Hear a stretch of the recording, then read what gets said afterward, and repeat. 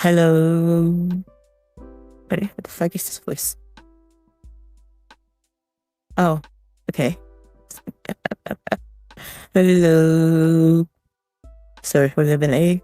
Again, it's been a Sunday. It really has been a Sunday for me. Happy Easter, I guess. Okay, enough. Enough of that. It do be some kind of day. It do be indeed a day. A day of the week. Hasta ahora resucitó before. How fitting that we're finishing this event on Easter Sunday. Am I right?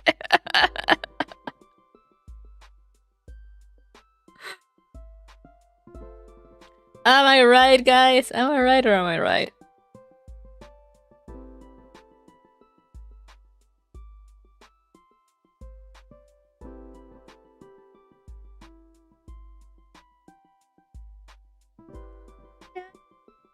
Funny and poetic, indeed.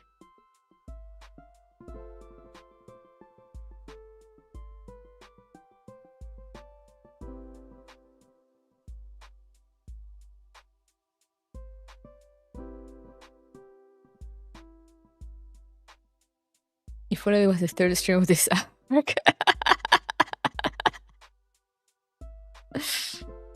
Man, I should have done a stream on Friday. Just for that. I didn't think about the beat enough. I am so sorry to be a disappointment, guys. Been a weekend, I ended up reviewing portfolios instead. How did that go?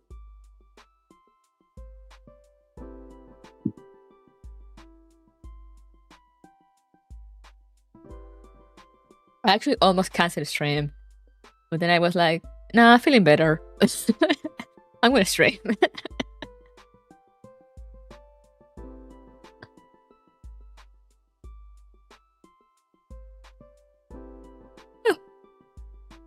But anyway, shall we? Shall we just get to it? So then I won't be running out of time.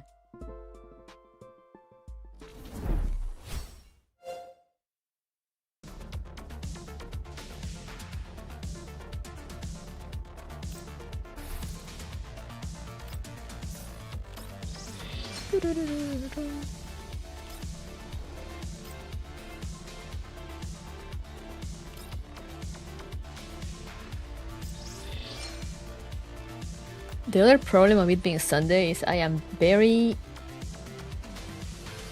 EP.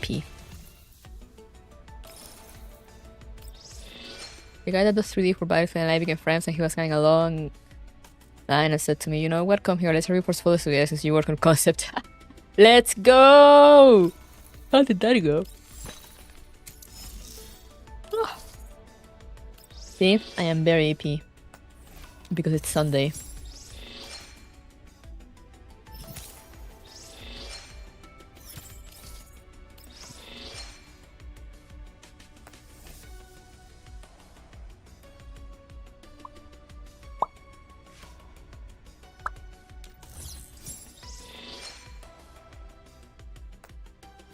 Happy Easter! 4-day weekends to stream my ability to tell time. Same. I don't have 4 days though, but I technically did have 4 days because I didn't go to work on Thursday.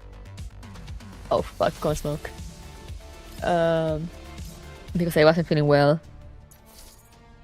So technically it's been 4 days, but I don't have tomorrow off.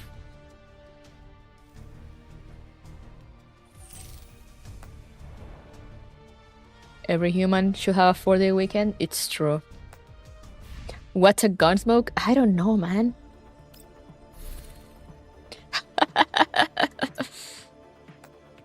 I have no idea what that could be.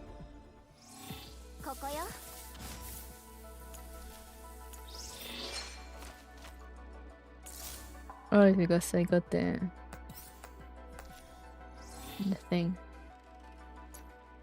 Can I level up your thing?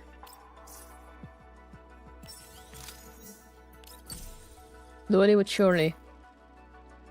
Maxing Leva.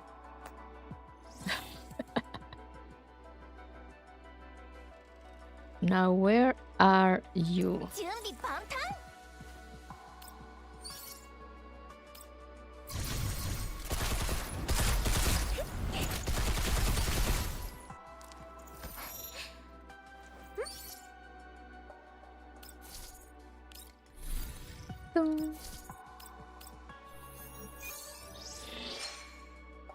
Another company that gives you 3 days weekend, but you work 11 hours a day for 4 days.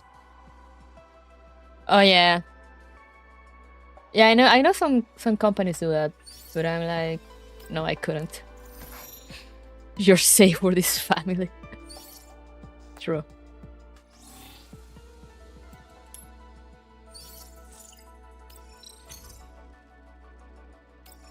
Let's activate some nodes.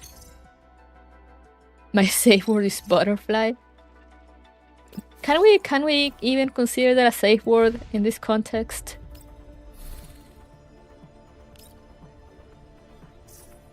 Six hours to my shift already drain me. Yeah. I will simply die.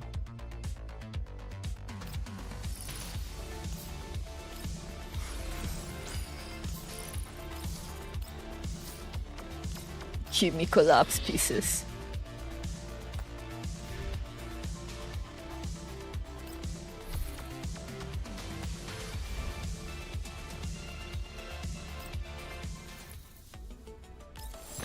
Oh, more?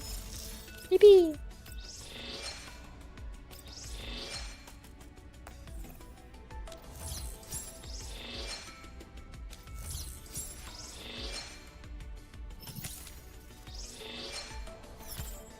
Nice.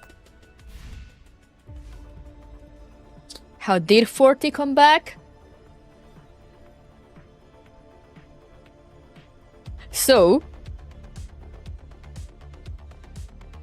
this is just Frontline 1 stuff. So I'm gonna explain it a little bit.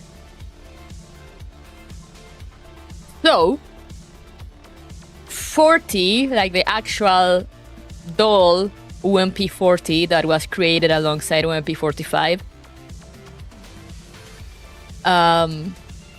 They were sent to this Operation Butterfly. Do we need flowcharts for this? No, I'm gonna make it as easy as possible. Just a little lore drop. They were sent to Operation Butterfly, which was like a big conspiracy that ended. The idea was that they will both end up dead, but 40 did a thing, so 45 alone will survive. And then she died. She died for good. Not like, you know, they didn't bother like storing their memories. Can you make it ASMR?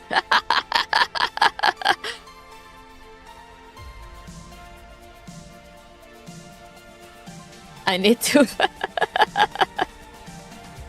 People send me the Facebook post of people listening to my ASMR Here's Frontline lore thing, and apparently people were asking for more, so I guess I'll have to continue it.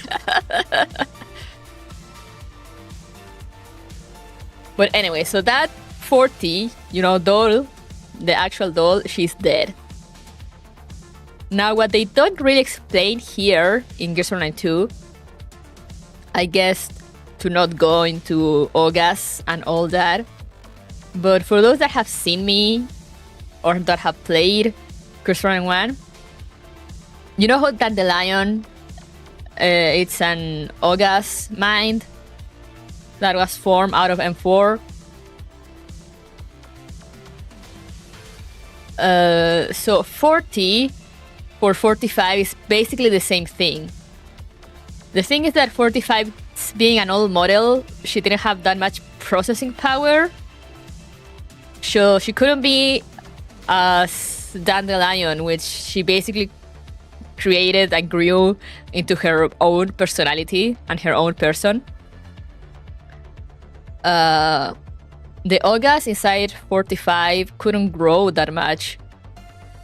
So it kinda latched until 45's memories of 40 and just recreated herself as OMP40. And the first time 45 sees her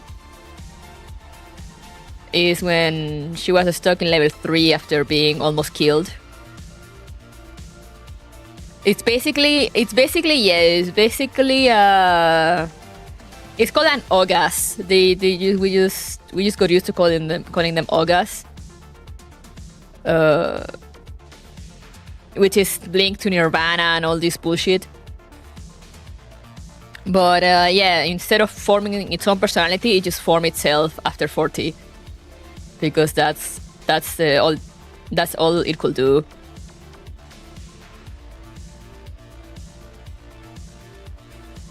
So it's like, yeah, it just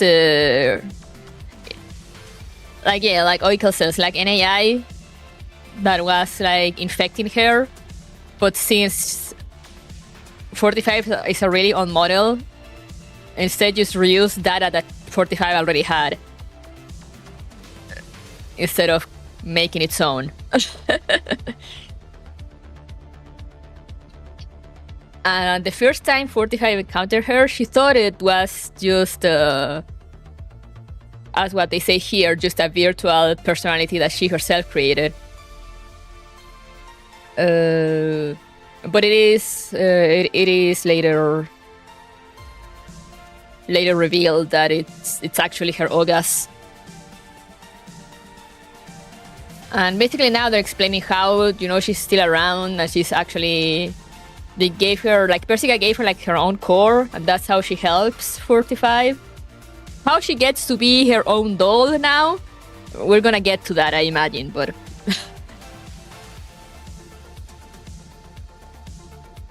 Yeah, exactly, a clone of a memory. The original, the OG 40 is gone for good.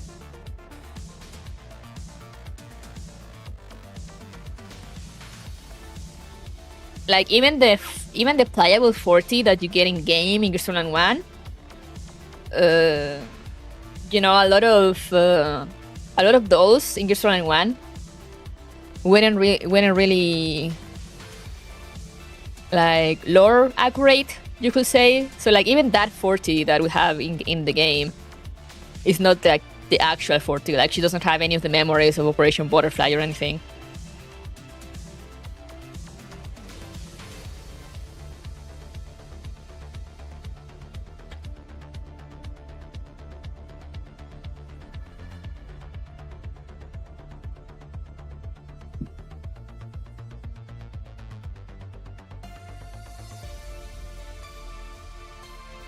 Also, yes, Cactus says 45 created an excuse to imaginary friend to cope with the loss of her sister, but in this case, imaginary is real.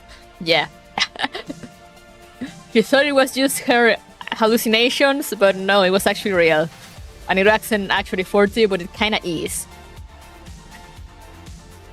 That's why it creates this weird thing in which, like, you know, she just calls herself 40 because she kinda is. Because she's born of 45 memories of her. So she has like 40's memories. She has her personality and everything. But at the same time, she is aware that she is not OMP40.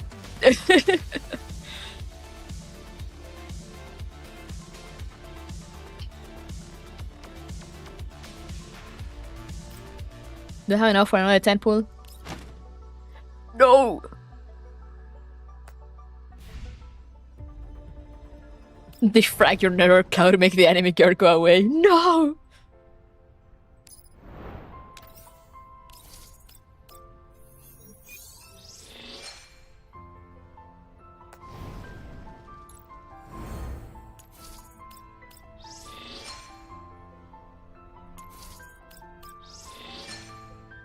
Wait, I actually wanted to check if this song was already on the...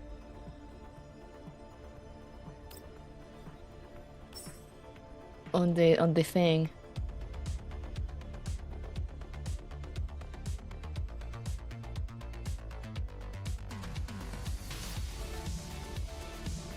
I don't think it is.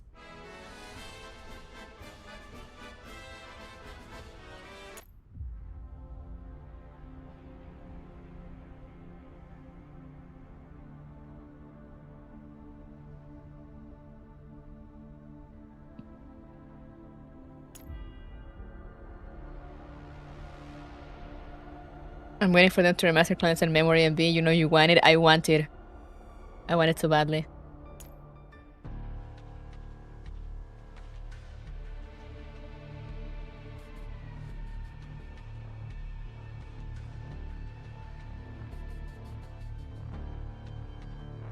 Yeah, it doesn't seem like it is.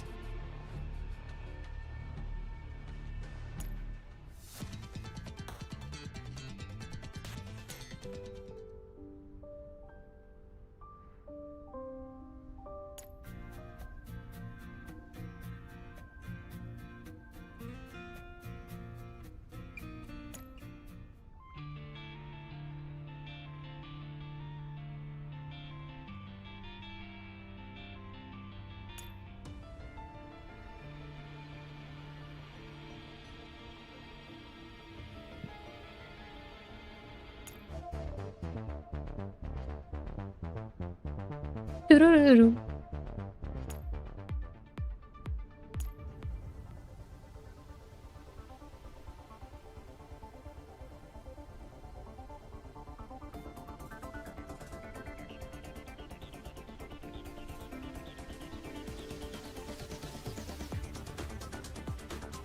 Also, it says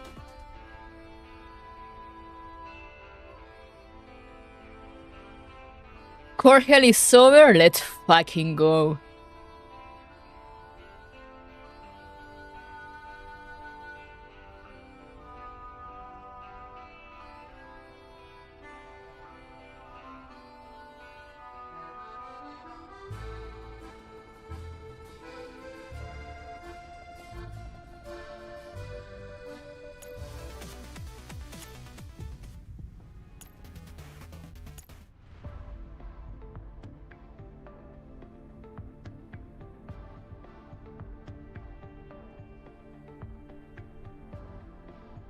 Yeah, I don't think it is.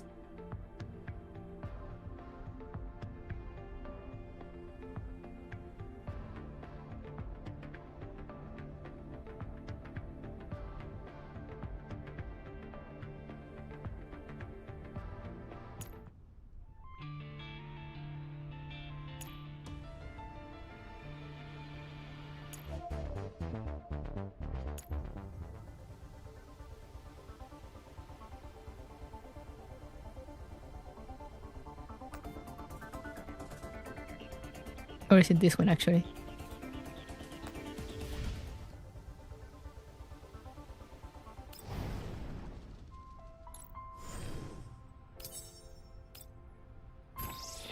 I need this song on the menu screen. Anyway, let's continue.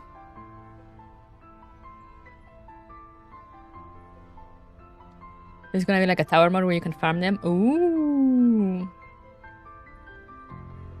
Yeah, you can lose the chance of the weapon. It's not 50-50. You have a lower chance of losing it than with the dolls, but you can still lose it. It's 75-25, I think. Something like that. But yeah, let's jump right into it. Moment of unsealing. The illusion can no longer hide the bullet holes, and no amount of suds can scrub away the spilled blood.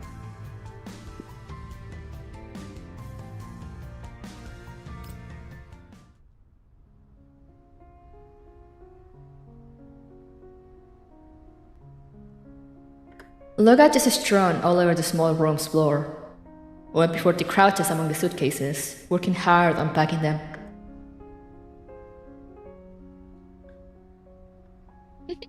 I didn't expect the vacation request to be approved so quickly. We'll finally be able to see the seaside. Being allowed to go on a beach holiday wasn't very likely, given our current circumstances. It's all thanks to Kalin.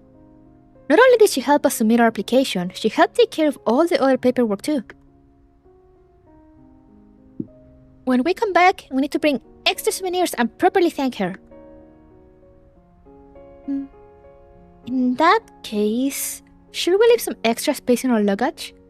Let me see, we have clothes, power banks, game consoles, wetsuits, swimsuits, and sunglasses.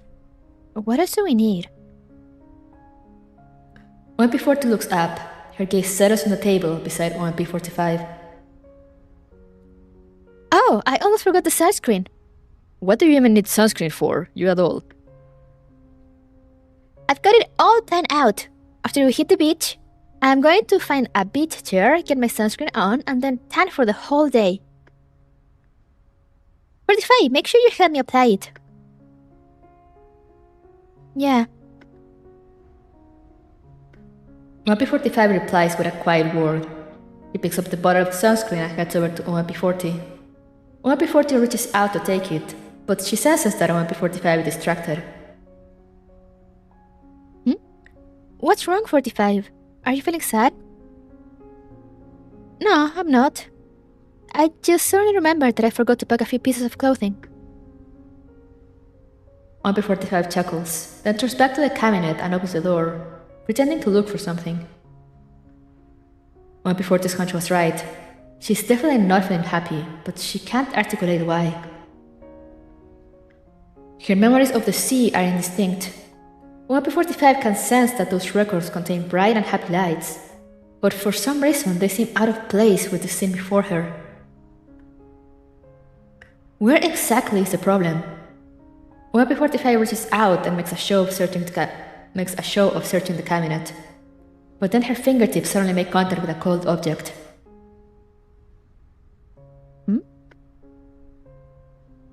OMP45 brings her fingers together and tightens her grip around the object. When she opens her hand, she sees a piece of cool metal lying in her palm. It's a dog tag, its surface warm and covered in scrapes from bullets. Despite that, the name on it is still legible. It reads OMP40. Why is 40's dog tag here?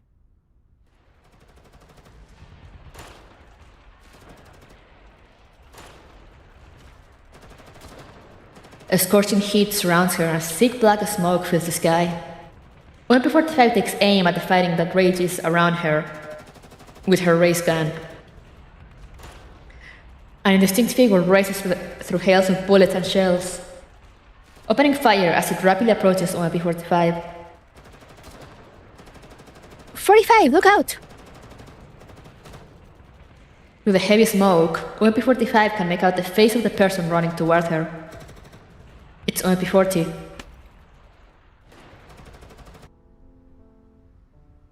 The crisp sound of one palm striking another brings 45 back to her senses. She looks up and sees OMP40 standing in front of her, hands raised and a smile on her face. Did I scare you? What's in your mind, 45? You seem really focused on it. I called your name several times, but you didn't react at all. 40, I was looking in the cabinet and found your... OMP45 stops speaking before she can finish her sentence. She looks at the chest of the doll before her. There is a dog tag there, shiny and chrome. The letters OMP40 written on it glitter under the ceiling lights. Oh.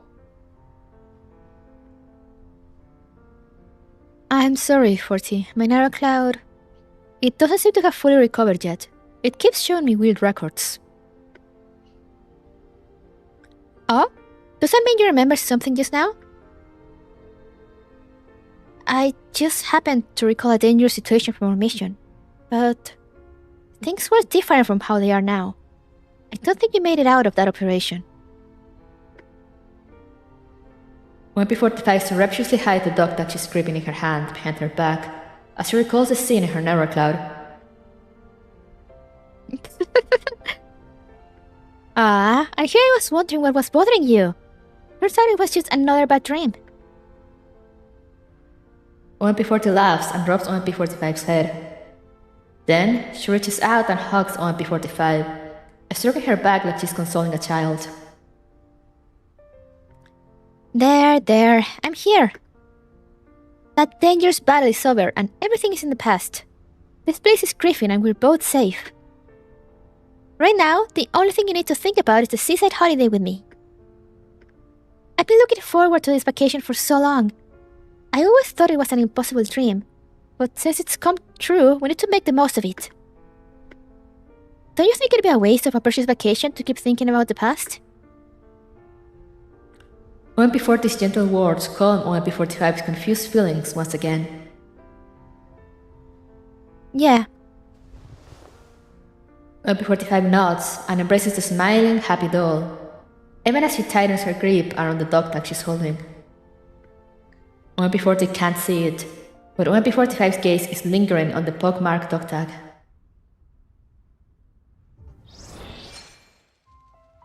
My PTSD-ridden wife can't be this cute. She can and she is! And yeah, apparently she's remembering scenes of Operation Butterfly. I mean, Operation Redacted. Impostor. When you rip off the mask, the cliff on which you stand crumbles too. Let me drink some more.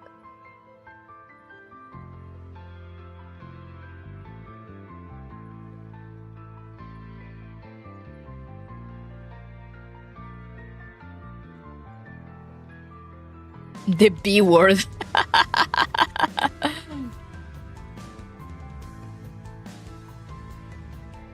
You can fix her?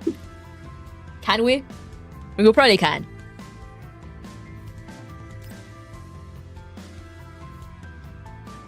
No, you can't. She is fixable. She has redeeming qualities. Still. Lena, over here! Coming!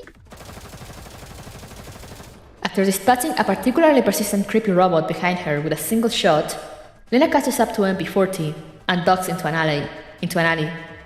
Having lost her target, the robots behind Lena look around aimlessly for a bit before vanishing back into the fog. As she watches the robots leave, Lena sticks her tongue out at them from her hiding place beside a fissure. Phew! Those guys were really clingy.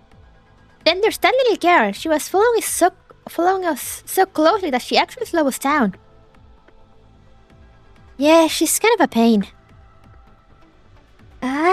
No. Liva's narrow cloud is in danger. We can't let them do whatever they want to it. 40, let's go with a new battle plan. We'll start by capturing that girl. If she's the one holding Liva prisoner, then capturing her might lead us right to Liva.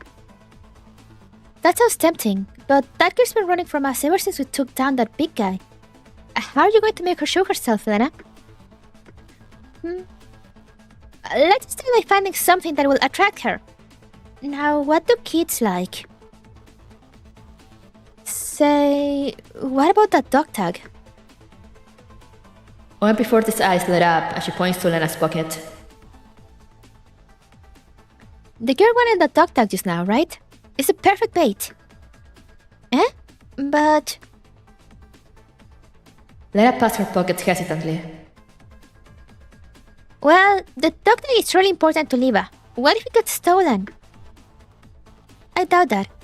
I mean, that girl doesn't look too bright, and we've already encountered her many times already. All in all, I'm sure we can handle her 2-on-1. No can do. I don't want to gamble with Liva's safety. You've got a point. Let me think. Hey, why don't we make a fake one? Saying so, OMP40 smiles and holds a hand out to Lena. Would you mind lending it to me for a bit? Lena hesitates for a moment, and then she hands it to OMP40. OMP40 places it in her palm and covers it with her other hand. A moment later, a new dog tag appears in OMP40's other hand. A close examination reveals that even the scuff marks and other signs of weathering are exactly the same as the real thing.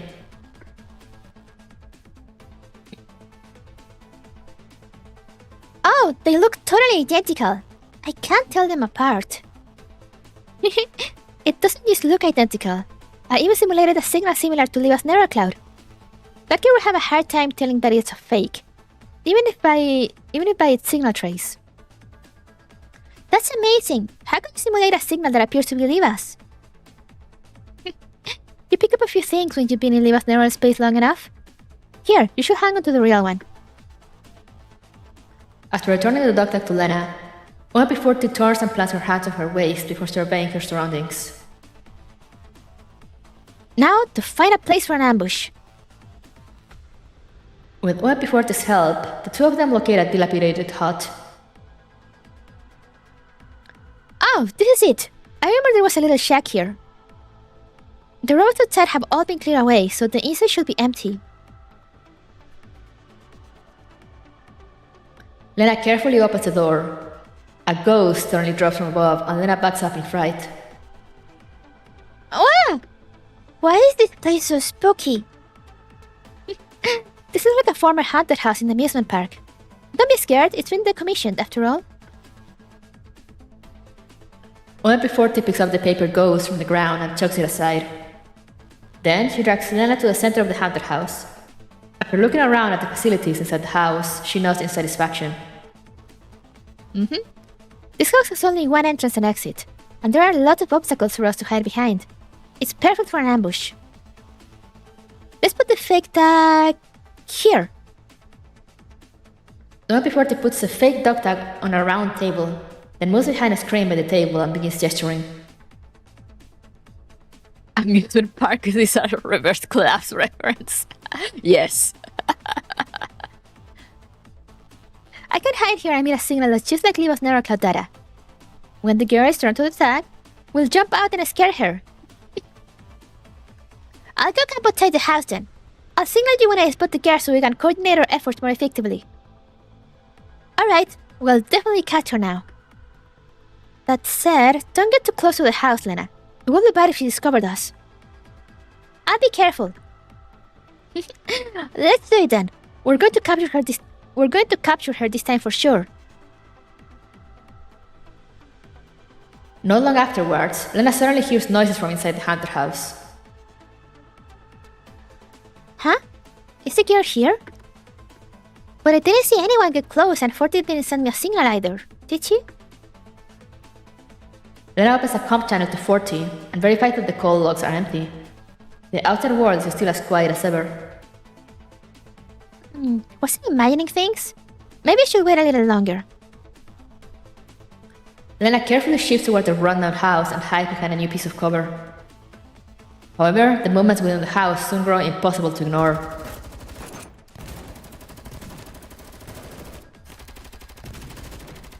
Are those gunshots? And was it the sound of a Goliath exploding? Lena quickly opens the comm channel. 40, what's your situation? The transmission goes through quickly. Lena, we miscalculated. This room had a secret passage. The girl suddenly came out of it and ambushed me. What? After she ambushed me, she fled through the passage. I chased her and found... left behind my Liva. The unstable comp signal makes OMP40's voice choppy, but Lena immediately latches into the word Liva. Liva? What did Liva leave behind? It's... I can't tell you where to come, but... catch up with her. You'll definitely find a clue to Liva's location. In any case, just come quick. I can't hold it by myself. There is a sudden exchange of gunfire and then transmission ends. Lena immediately springs up, rushing into the house. Hang in there, 40. I'm coming for you. After entering the house, all Lena sees is rubble.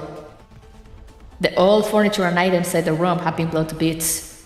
The room is empty, but there is a huge hole in the corner of the house, like an inky black maw waiting to swallow Lena up. 40? 40, are you in there? The faint sound of gunfire comes from the hole. Lena grits her teeth and jumps in. 40? 40! Gunfire illuminates the pitch-black interior of the tunnel. In the depths of the tunnel, OMP40 is fighting a fierce battle against the robots commanded by the girl. The girl has the dog tag in her mouth, her petite black silhouette darting nimbly between the robots. OMP40 is hot on the girl's trail. Hey! Get back here and tell me where Liva is. The girl ignores OMP40 and her dog pursuit. She haughtily waves a hand and summons a pack of robots, which surround OMP40 and separate her from the little girl. Upon seeing UMP-40 is about to be trapped, Lena rushes forward. 40! Oh, thank goodness you came! Over here, work with me!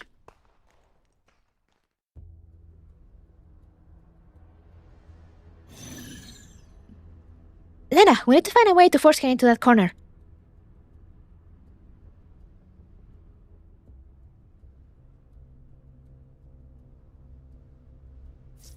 Got it! We'll head over there first.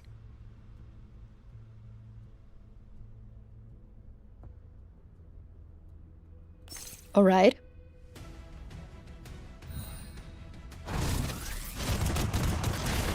The hull is looking like a certain hull operation redacted. Or was it? I didn't. I'll double check. Give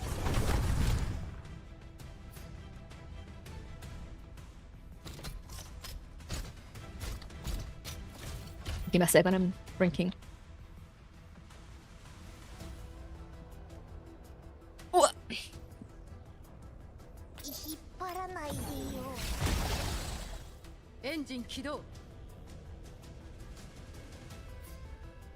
And this one only reaches the designated area. Okay.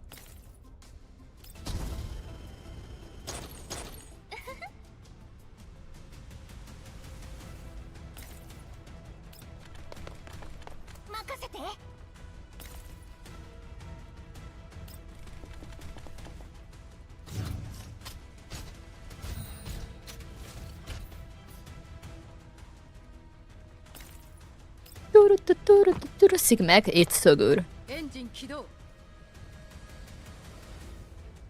Just for Meshti, it's fine, she can sleep this one out. I don't need her moving.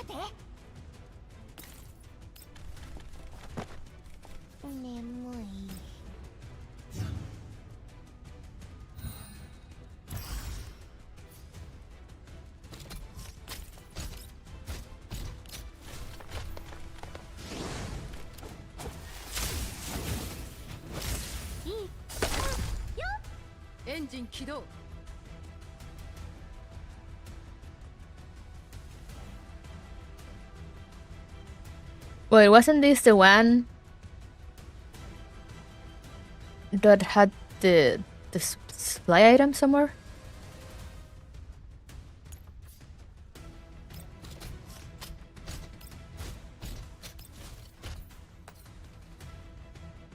Next one? Oh, okay.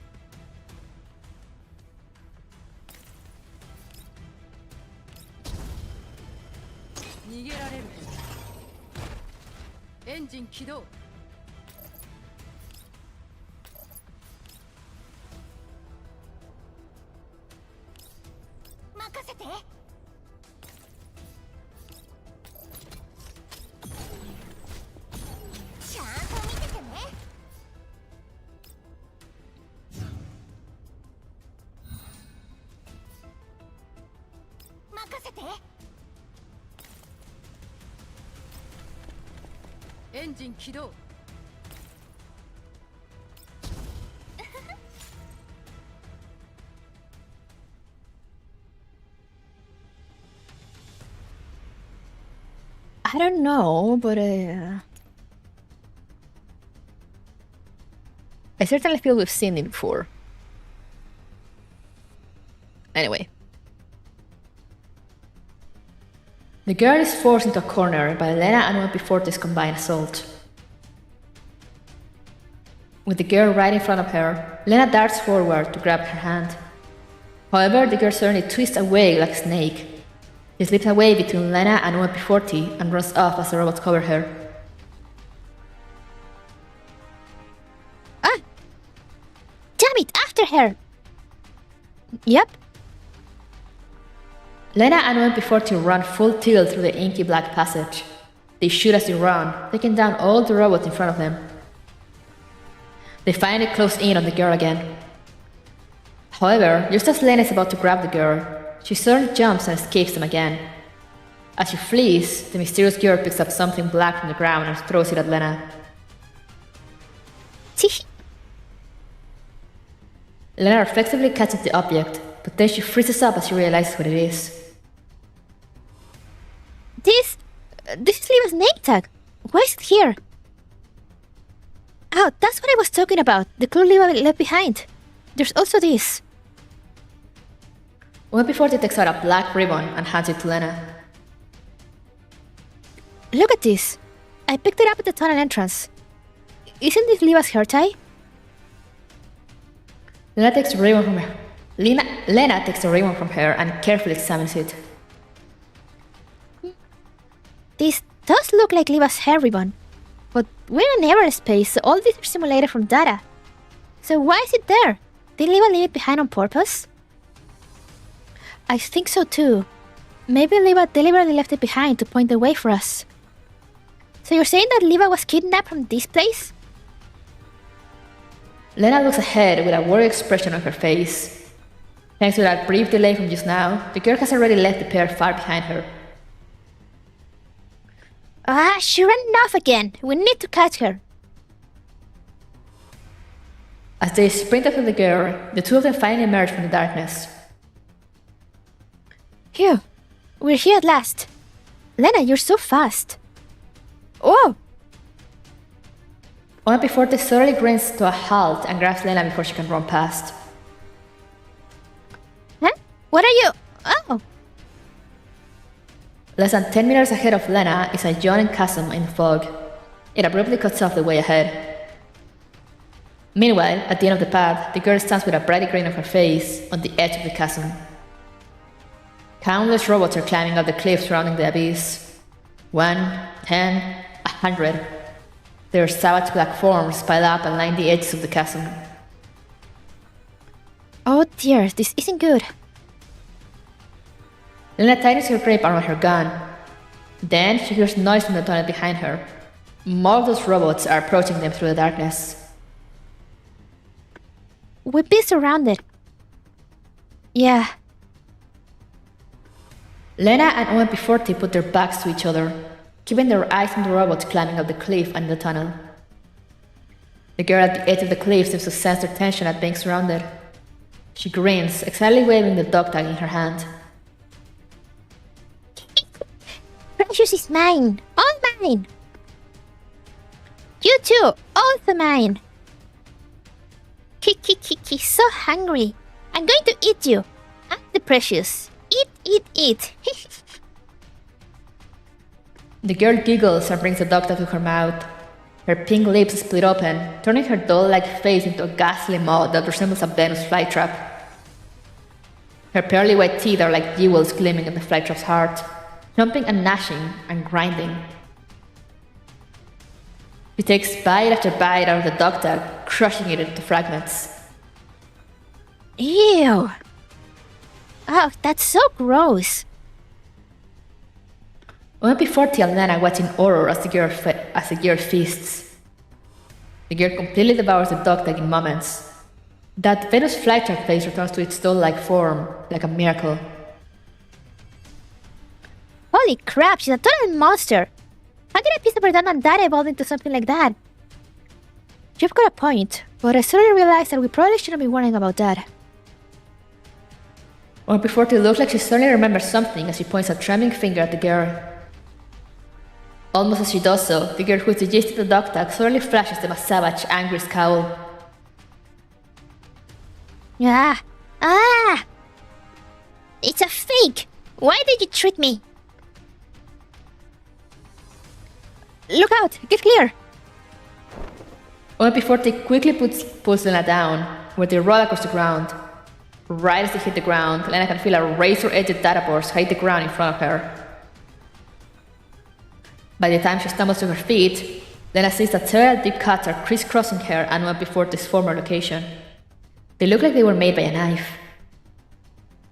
Ew! What's going on? Is it me or has she gotten stronger? There's no way that dog tag was fake. Or does she grow stronger after taking insufficient data? Whoa! Before OMP-40 can finish, the girl waves her hand again and launches another attack. Ah! I'll eat you all! Speed, you baddies! Stop staring at her and run! Lena grabs OMP-40 and prepares to flee, but there are robots everywhere. They have nowhere to go. We're totally surrounded. What should we do? Should we try to force our way through? There's no escape. I can smell it. The scent of food. I'm going to eat you up. In one gulp. Nom nom nom nom nom. Why does she talk like that? The girl seems to have realized how helpless they are and begins acting more and more aggressively. Lena's hand tightens around her gun as she stares the jubilant girl down, and then she surveys her surroundings. Suddenly, one before this picks up behind her. Lena, I think I have an idea. Look over there. One before she points at the entrance to a tunnel. There's a bumper car among the robots. It looks like it's been abandoned there. I can get that car to move. Can you help me get rid of the enemies in the way? Lena seems to immediately understand one before this plan, and she nods. Alright, do it now. As she says that, one before she breaks into a sprint toward the bumper car. Lena opens fire at the same time, dispersing the robots in her way. The bullets clear a small path through the robot horde. One before she jumps and lands inside the car. Immediately after that, its headlights flare to life in the darkness. The car traces a serpentine path through the horde as it swerves past Lena's side. Several robots are set flying while others get pinned against the front of the bumper car. One by one, the densely packed crowd of robots are forced toward the edge of the cliff. The bumper car pushes the robots along toward the cliff. The robots instinctively surround it and pile on. 40, look out! Lena opens fire on the bumper car, trying to drive off the enveloping robots. However, one before she doesn't seem to be bothered by their presence. She hits the gas and drives the entire Oros further forward toward the cliff's edge. Pushed by the bumper car, the throng of robots topples like dominoes, falling over the cliff one after another. Even the gear who's commanding them visibly panics and tries to avoid one before she by going to the cliff's edge. Amidst the shriek of brakes, the bumper car finally comes to a halt at the edge of the cliff. One before she jumps off and barely manages to avoid being surrounded by the robots. 40! Lena rushes forward while spraying fire. One before she executes a tactical rollout of the horde, tossing off a grenade as she breaks into a sprint. The little red vehicle explodes in a fireball. The shockwave from the vehicle sends countless robots flying. Some of them are hanging onto the bumper car, others are standing on the edge of the cliff, but all of them go tumbling into the abyss from the blast. The enemy formation has been destroyed in the blink of an eye. The girl stands on the cliff's edge, a fearless scowl on her face as she glares at Lena and OMP40. She gives OMP40 a very meaningful look. Ah! Ah! I hate you! Hate you, hate you, hate you! Hate family, hate outsiders, hate all of you! I'll be back to hate you too! Saying so, the girl turns and jumps off the cliff. Wait! Lena runs up after her, but before she can reach the edge, the girl has already vanished without a trace, leaving only a fathomless black void behind. She got away again. Well, at least we managed to escape. Plus, we got rid of a big pile of robots too. Did we really get rid of them? Where does this abyss lead to?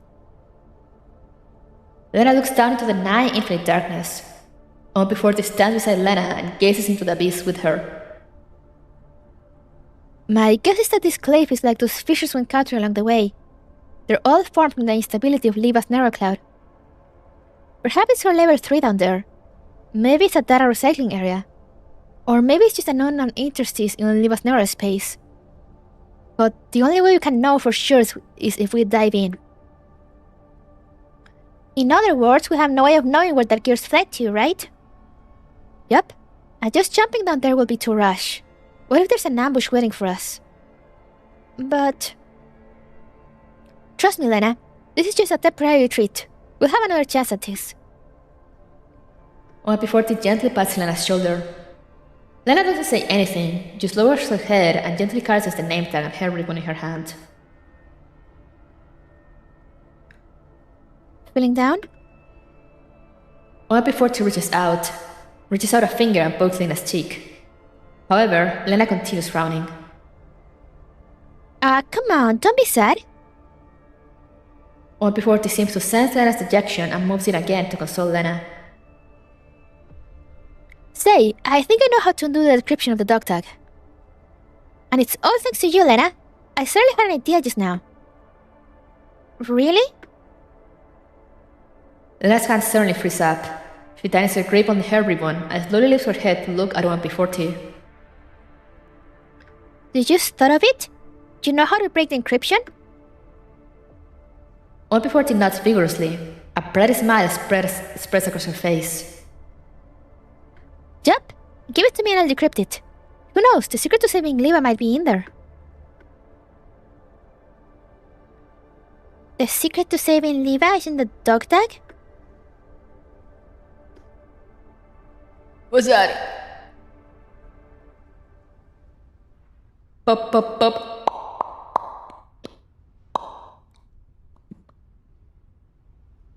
Lena suddenly stiffens up. Stings are playing out in her narrow cloud, telling her just how strange all this is.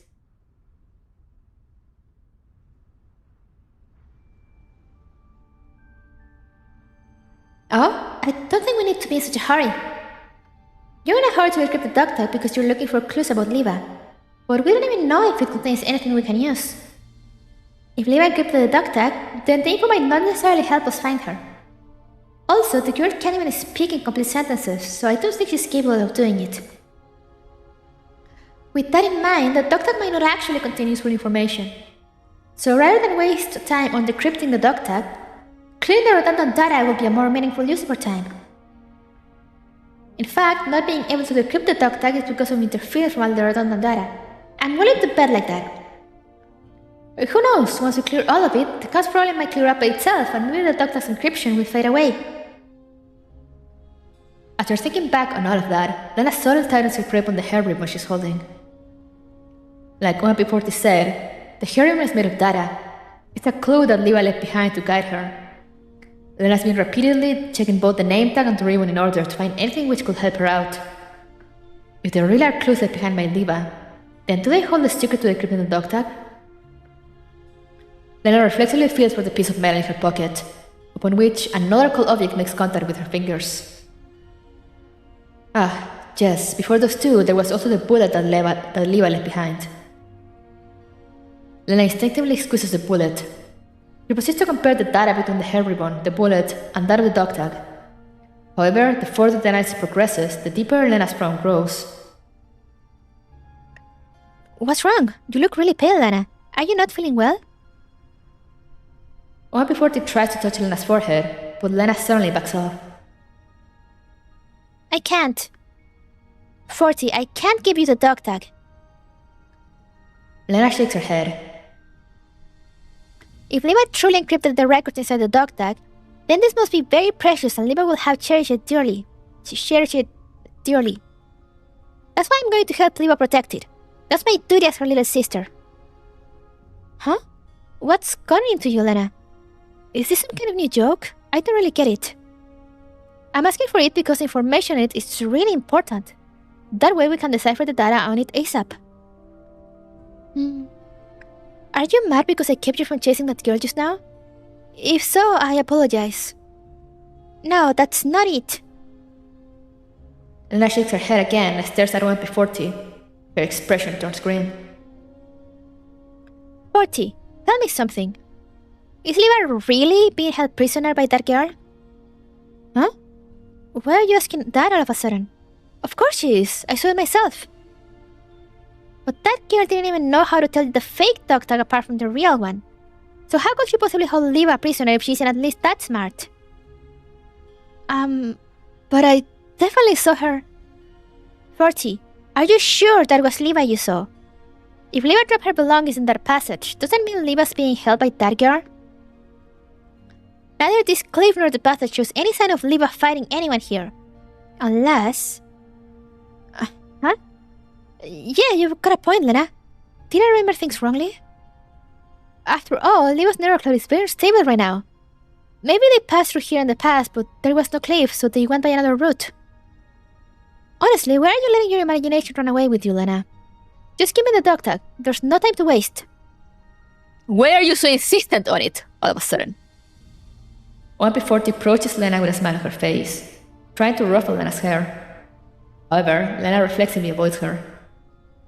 OMP40 freezes up, then pulls her hand back before smiling bitterly. What's the matter with you, Lena? You're acting weird. Don't you get it, 40? Lena slowly takes a step back, looking toward OMP40. There is a look of sadness and confusion on her face that's impossible to put into words. You said the data inside the dog tag wasn't important earlier, but now you're saying it contains vital information. I don't understand. Why are you doing this, 40? You're supposed to be the person Liva trusts most, right? That's what I thought, and that's why I envied you. So why did you betray that trust? Lena, what on earth are you talking about right now? Do I have to show you what I mean? Lena smiles bitterly and holds up the hair ribbon. I thought it was weird, so I checked this ribbon closely. And as it turns out, the data structure of this hair ribbon is very similar to that fake tag. Also, the data structure is very much like the encryption logic on the dog tag. However, the encoding method is completely different from the bullet we first picked up. OMP40 scratches her head in confusion. I'm sorry, Lena, I don't understand. Stop playing dumb, 40. You knew it, didn't you? You knew the bullet we first found contained records from Liva's Nero Cloud. It definitely belonged to Liva. You then said the hair ribbon was left behind by Liva, but the ribbons and the bullet's data structures are completely different. Also, you said the dog tag's encryption was due to interference by the redundant data, but the ribbon's data structure and the dog tag's encryption were both identical to the fake one you made. Are all these really just coincidences, 40? Lena's brow furrows as she looks at OMP40, but OMP40 merely rubs her forehead.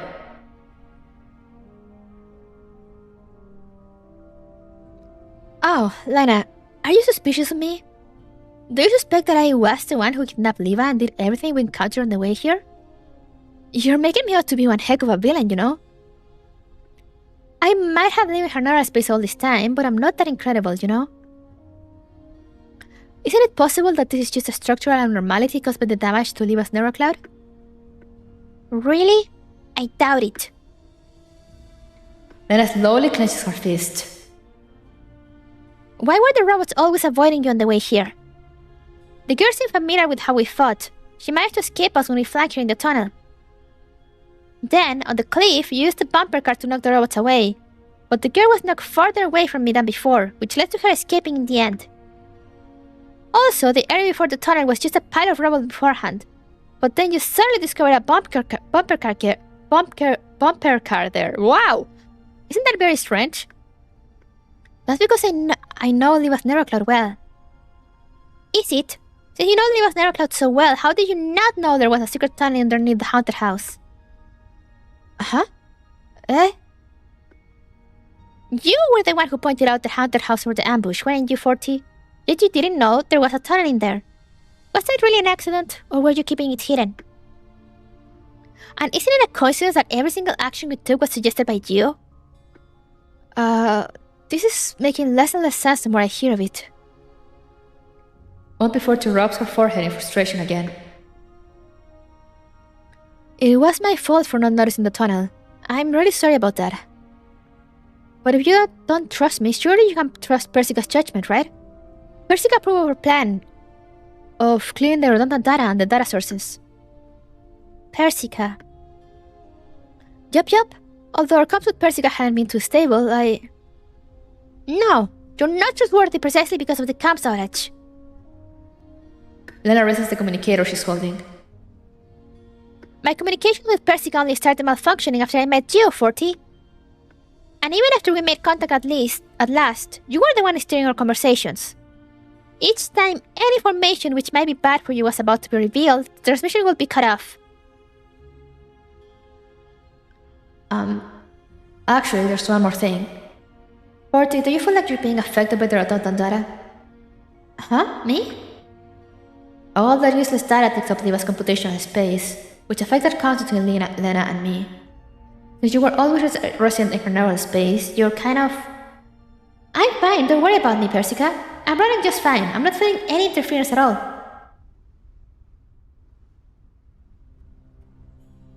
Back then, Persica was asking you if you were being affected by the redundant data, wasn't she? But you changed the subject. What were you trying to hide? Ooh, she's catching on. I wasn't trying to hide anything. I just wanted to give my assurances to Persica quickly. Really? So just what is this important information hearing inside the dog tag anyway? After I got the dog tag, comms were still cut even after the fog dispersed. I didn't have a chance to ask Persica about the truth, and Persica didn't have a chance to reveal any information. That would be disadvantageous to you. One before she turns away with a helpless look on her face. I'm right, aren't I? I noticed a while ago, but you were really paying too much attention to the dog tag.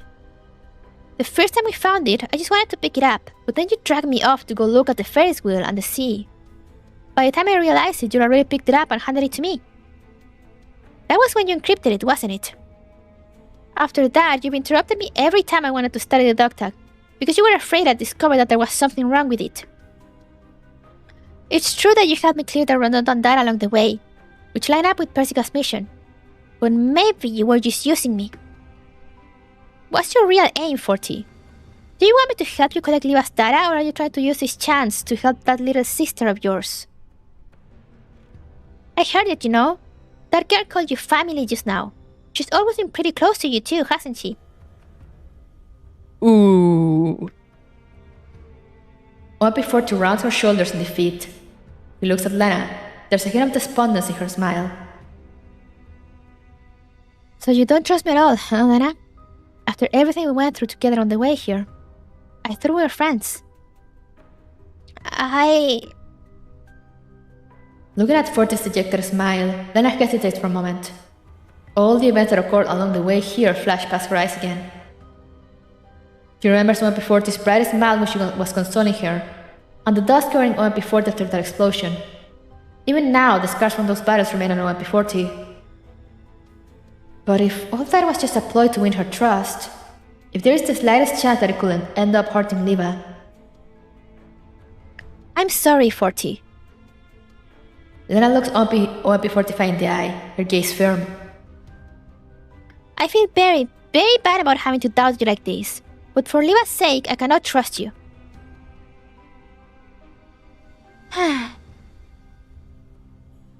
OMP40 suddenly smiles, as though she can sense Lena's determination. She looks back at Lena, gently shaking her head. I just knew this would happen. Well done, Lena. I can't believe you saw through me so soon. I guess that's as far as this charade goes. However, I've already finished my preparations. A sudden, gentle wind blows from the cliffside. OMP40 grins wickedly, and then she claps her hands. The moment her hands come together, the Goliaths hidden by the edge of the cliff explode. A chain of explosions thunders toward Lena, ultimately sending her flying. Ah! Lena hits the ground hard and rolls several more times along the ground. It takes all of her strength to keep herself from falling off the side of the cliff. However, the after effects of the blast hits her immediately. The world spins, making Lena unable to think. Although she tries her hardest to open her eyes, she can't see anything clearly. I'm sorry, did that hurt? After all, this attack was especially designed to target your NeuroCloud data. Unlike those machines, I managed to gain a complete understanding of your data thanks to our time together, Lena. Lena senses someone approaching her with light footsteps through the dust and smoke which obscure everything. A shadowy figure looks down at her immobile body. Then it bends down and takes a glittering object out of her pocket. I'll be taking Liva's beloved dog tag then. No! Give it back! Lena tries her best to grab her, but 40 effortlessly avoids Lena's grasp. Nope. This is mine now. Why? Lena's hoarse words make 40 pause for a few moments. Looking back down at Lena, she smiles thinly. Do you really want to know, Lena? Alright then, I'll satisfy your curiosity. The figure tosses the dog tag into the air. There's a flash of light, and then the marker records from before play out clearly before Lena's eyes. However, I must remind you that the simulated OMP40 you insist on extracting was essentially created by the paraplu virus. While this simulated persona has shown no signs of trying to take over its host, based on OMP40's personality, no one can guarantee that it won't in the future. Are you sure you want to keep her? It's not the real 40, you know. I know it isn't the real 40, but I still want to keep it anyway. Actually, the secondary processing core you want doesn't need to have a simulated persona assigned to it. You can completely delete the persona, which will not only remove the potential risk of the paraplu virus, but it will also simplify maintenance going forward. Also, if you keep it, you'll have to face the risk of a paraplu virus outbreak someday. 45, have you really thought this through? I know what I'm doing. This is the last thing 40 left to me. Even if it means having to live with the virus, I don't want to give up on it. Well determined. Alright then, I'll do what you said. OMP45 nods. Persica looks at the monitor and begins typing at high speed. OMP45 falls silent for a moment, and then she suddenly speaks. Persica, can you keep this a secret from the others? It's not often that you ask me for a favor, so don't worry, I'll keep this a secret.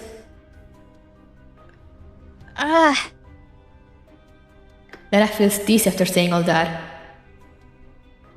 How could this happen? Wasn't the paraplu virus... Even if this OMP40 was a simulated persona created from the paraplu virus, why...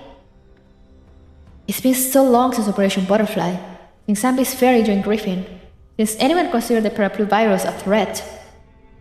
So why now? Oh, what would I do with you? Did you get it? OMP40 looks at the doll at her feet. She shakes her head in resignation, then snaps her fingers. In the next moment, the long silent communicator suddenly vibrates. Persica's worried voice echoes through the cliffside wind. Lena! Lena, are you there? Come in, Lena. I'm picking up abnormal data fluctuations in Liva's neural cloud. Well, I don't know why, it seemed the rewrite subroutine for the paraplu virus was activated by accident. Also, I finished my data analysis. I recognize that kid's data. It's a brand new virtual persona generated by the virus, just like the simulated 40. Lena, the paraplu virus instinctively consumes and overwrites its host programming. You need to get away from the simulated OMP40 ASAP. Got that? Lena! Another finger snap suddenly cuts Persica's words off. OMP40 smiles, then bends down and flicks Lena's head. Do you get it now, Lena? There's no reason why I did all this. I did it because this is my mission and exit as a creation of the paraplu virus. That girl and I used to be the same. We're both children of paraplu. It's just that I was affected by the neural records relating to OMP40 and over time, I forgot my instincts. But thanks to the attack from that mysterious doll, Leo's neural cloud was damaged and I finally remember everything. I need to thank you, Lena. Thanks to you, I could rejoin my real sister and gather the random data in Leva's neural cloud. Oh yes, you even delivered us this precious little keepsake. This is one of the keys to writing Leva's neural cloud. With it, we'll be able to truly seize control of Leva. How could you do this? Are you mad? It's Leva's fault for being a sentimental dork. When she insisted on freeing me from her level 3 and insisted on retaining the simulated OMP40 persona, she should have expected this to happen, no? Still, it doesn't matter anymore. The sleeping paraplu virus has awakened. Both my new sister and I have sealed Leva's neural cloud away. Soon, our neural cloud rewrite will be complete and Leva will no longer exist. That's impossible. I want... Lena struggles to grab OMP40. However, her body feels so heavy that she's unable to rise.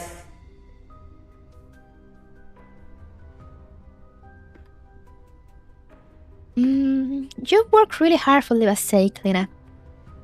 Still, this is the end of your pointless efforts. OMP40 walks over to the edge of the cliff. She looks over the edge into the pitch black abyss below and smiles. You know, I've always been curious about just where the bottom of the chasm leads. Thank you for the hydrate.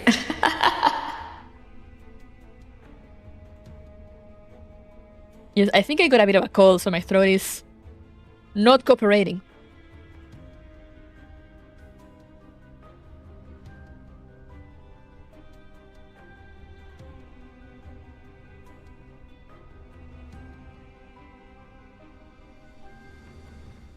I heard that slight croak. Did they really hit her with the "you mad, bro"? Yep. You know, I've always been curious about just where the bottom of that chasm leads. And so, I've decided to make it your new home, Lena. Don't worry, I'll tell Liva that you threw yourself off a cliff and sacrificed yourself heroically to save her. Seeing as how I've lived with Liva for so long, I'll allow her to keep her memories even if I rewrite her Narrow Cloud. Oh, she can mourn you and the dead OMP and she can mourn you and the dead OMP40 forever. Doesn't that make you happy, Elena? After all, you've always been worried you can't keep up with OMP40, haven't you? Once you die, you'll have the same place in Liva's heart as her. Wow! Therefore, it's goodbye, Lena. Remember to thank me. OMP40 doesn't give Lena a chance to speak. He claps her hands once again. That crisp sound is accompanied by deafening explosions from the base of the cliff. Lena feels her body tremble. The ground heaves beneath her. The cliff is collapsing. Rocks crumble and dust fills the air. Amidst the thunderous blast, OMP40 takes a dog tag, feels Lena on her heel, and leaves. Lena, on the other hand, falls alone to the infinite darkness. Wow, okay! Okay, so we're bringing back the actual paraplu virus. Alright, I see how it is. Give me a second to go put on some socks, my feet are cold.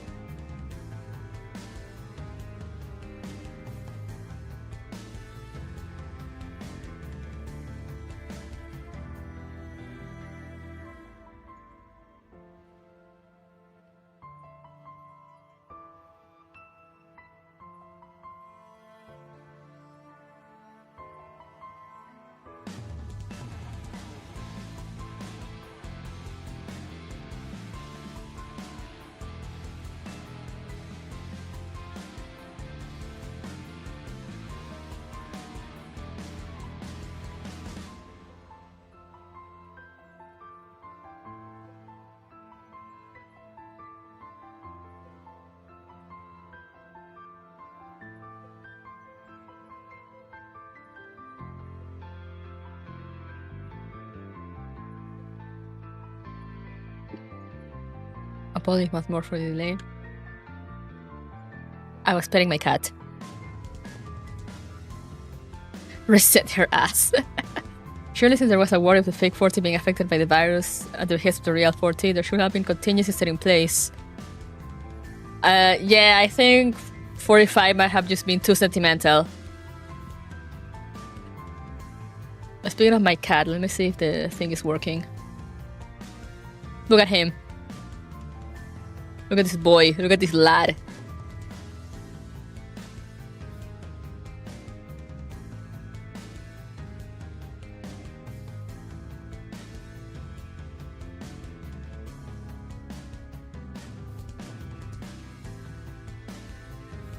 I am in awe at the size of this lad.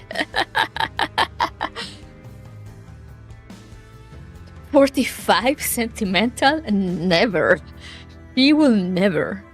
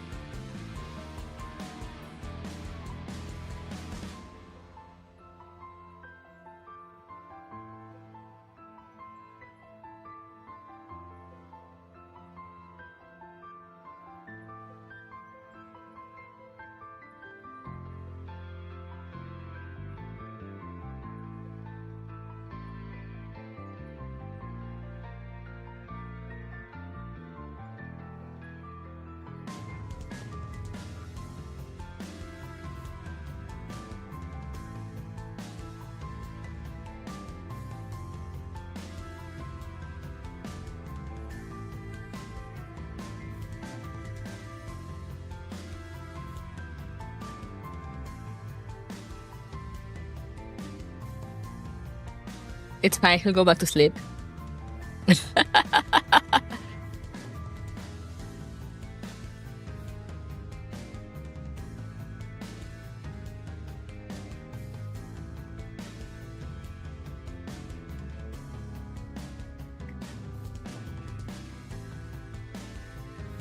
See? Back to sleep she goes. What did I tell you guys?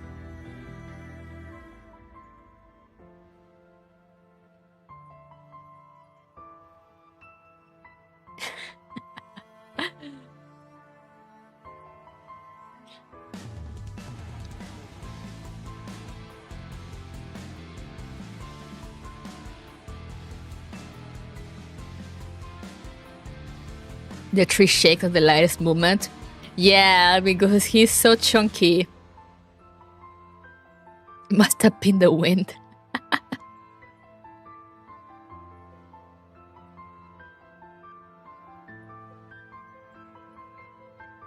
But yeah, let's continue. I can put him on again while I do the stage.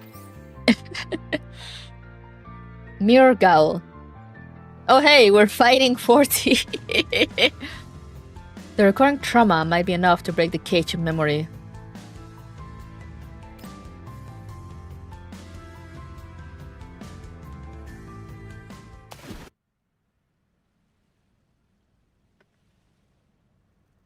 Oh wait, I forgot to put my thing here so I can look. Right, there we go. After falling through the darkness for who knows how long, Lena finally hits the ground. Oof! The hard impact she expects never comes. On the contrary, she is gently enveloped by a warm current. Lena pokes her head out of the warm and moist wave. A serene expanse is spread out before her. Golden sunlight rains down from above. And the sparkling waves are so brilliant, Lena has trouble opening her eyes. Is this Leva's level 3? That can't be right. Lena stares into the distance from where she's floating on the water surface. Not far off, a snow-white beach extends along the surrounding water's edge. A towering Ferris wheel stands on the beach, its multicolored gondola swaying in time with the music. Is this the seaside from before? But how? Lena rubs her eyes. The warm and comforting landscape before her reminds her of the fragmented moment she glimpsed as she felt just now. As Persica performs the general upgrade on OMP45, another figure watches OMP45 from inside her neural space. 45, you're being dumb for doing something like this. You already know what I am, don't you? I'm a consciousness born from the paraplu virus. I could assert my host's control permissions at any time. You're running the risk of frame damage and having your neural stolen in order to keep a simulated persona like me. Do you really think it's worth all that? This isn't the first time we've had this conversation, is it? OMP45 suddenly studies OMP40.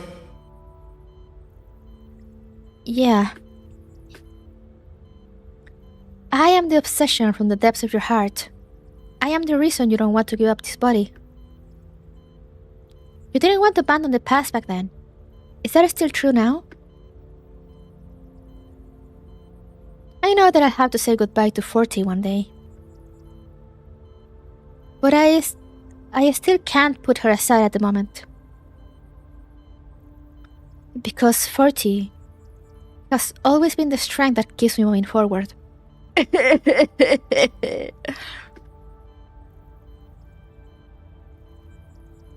It isn't just 40 either. Even you.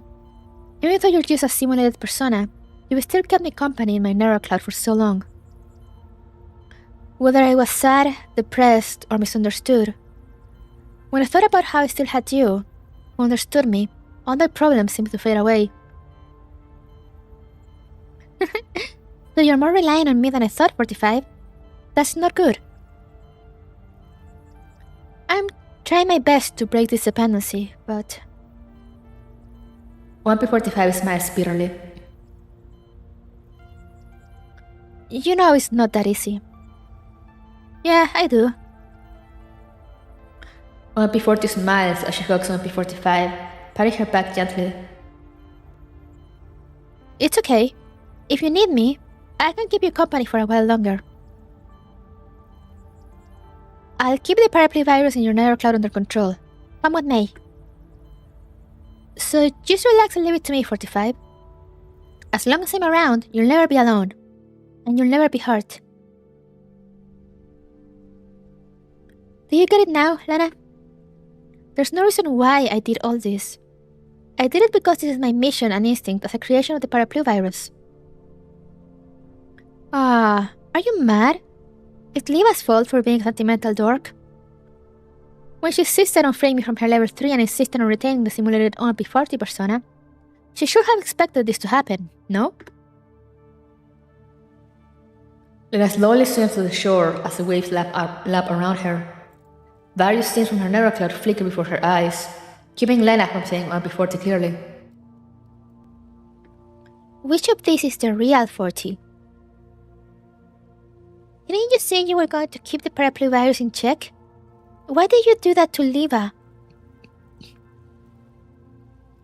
So what were all these years ever for? As Lena thinks back on the years she'd spent with OMP40, she covers her eyes and big teardrops roll down her cheeks. Even though they've been fighting side by side until just now, even though they met each other in Liva's neurocloud many times, but now all these moments are shattered, like the waves crashing against the shore.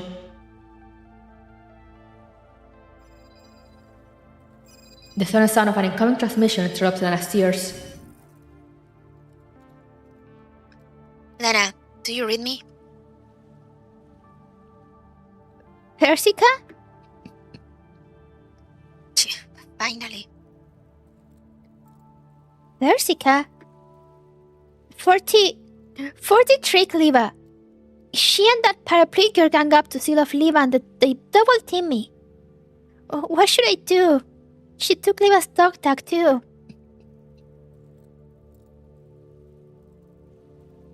Lena sobs as she explains the situation to Persica. After hearing Lena's tearful narrative, Persica sighs quietly.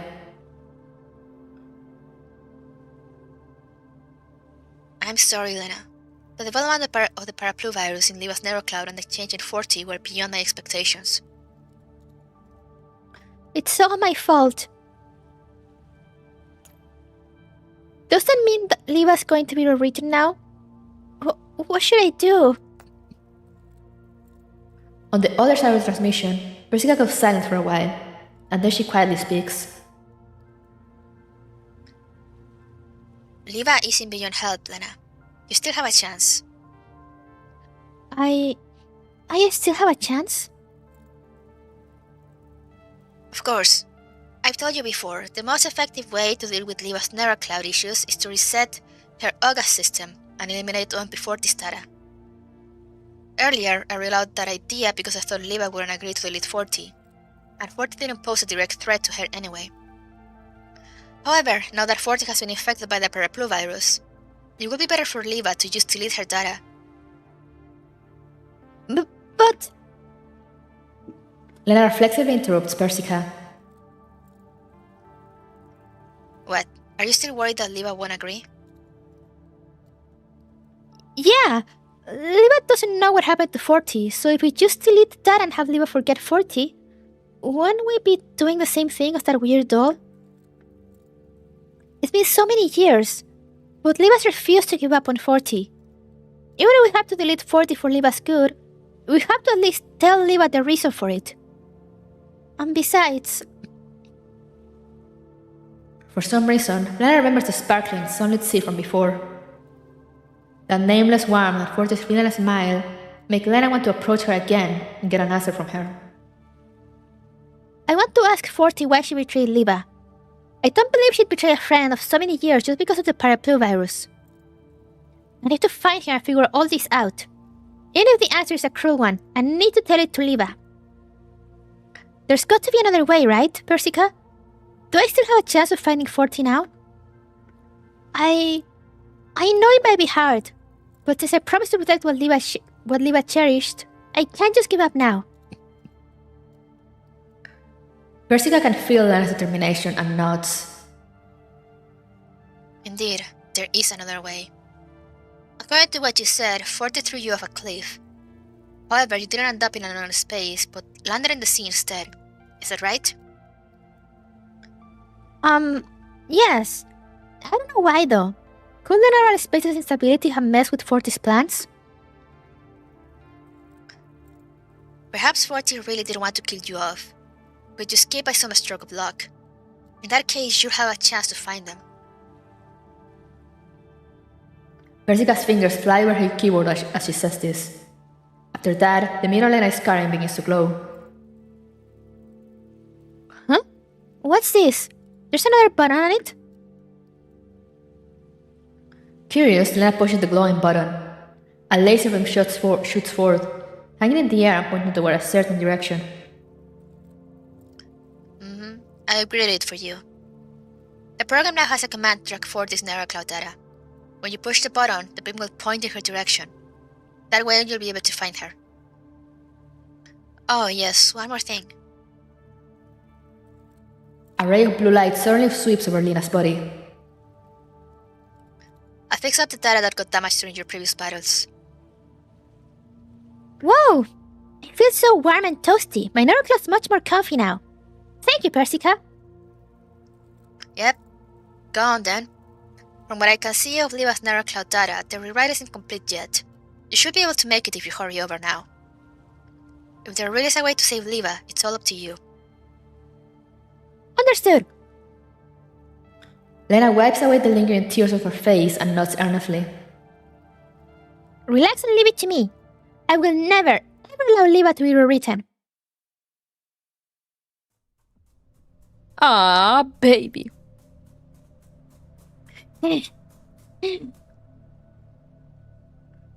Lena runs through the narrow space, following the mirror's beam.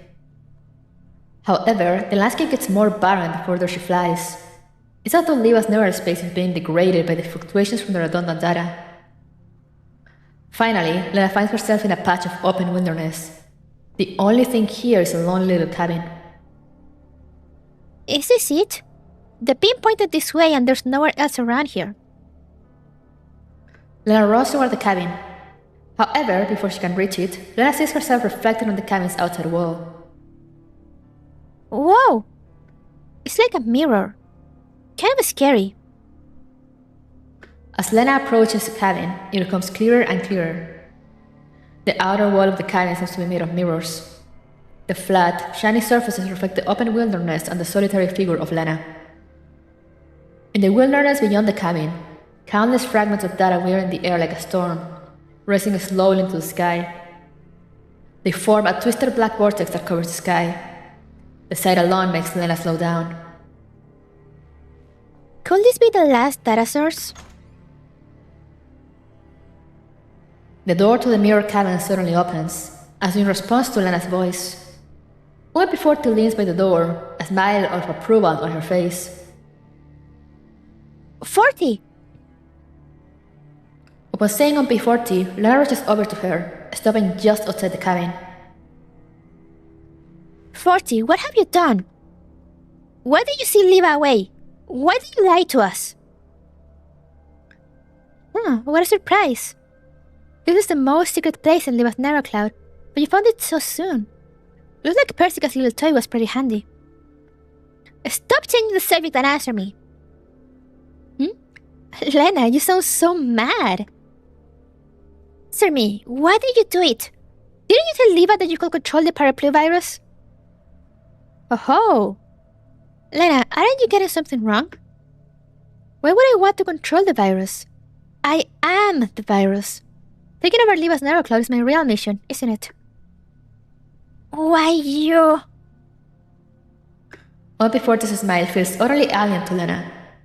She tightens her grip around her gun and glances warily at MP40 while inspecting her own reflection in the mirror. What is this place? Is Liva in there? And where is that girl?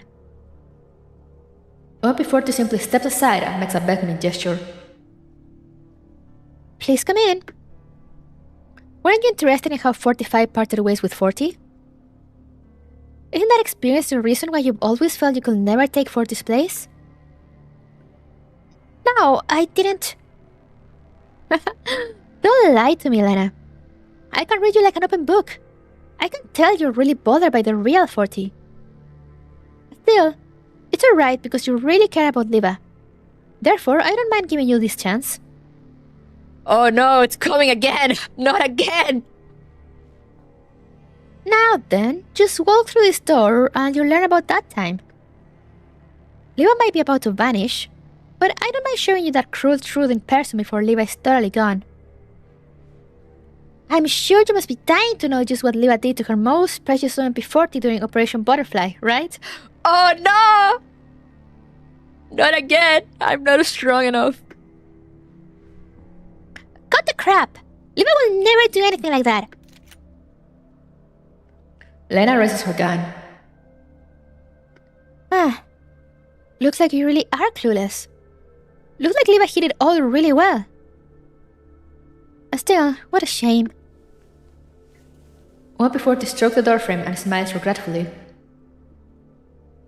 Writing Leva's neurocloud means these memories won't be preserved. You'll never know about this part of her past. Oh? Do you really not want to know, Lena? This is the most important experience in Leva's neurocloud. The memories of the events that changed her forever. Saying so, MP40 steps inside. She looks at Lena and beckons her to enter once again. Won't you come in? The truth of Operation Butterfly lies within.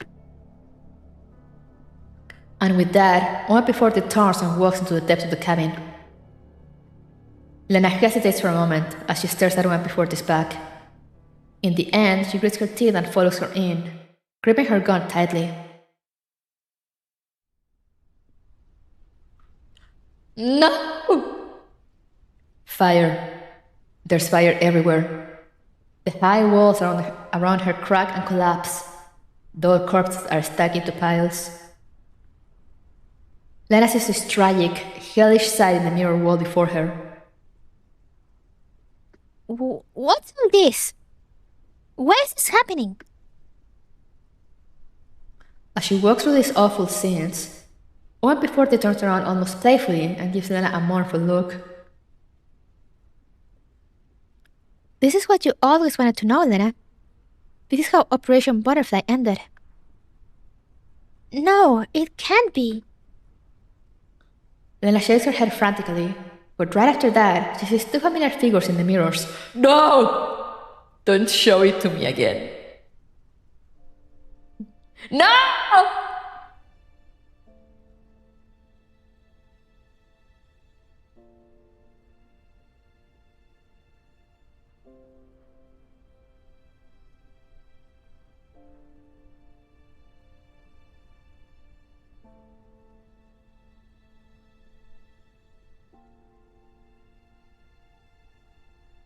Closing the game right now.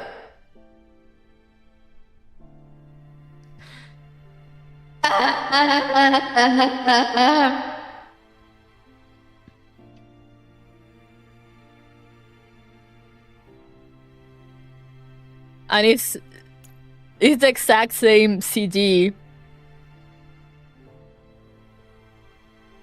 My god. It's not even remade, it's the exact same one. I recognize the painting style. It also got added to the low screen background, so this CG can now always jump scare you. Yippee!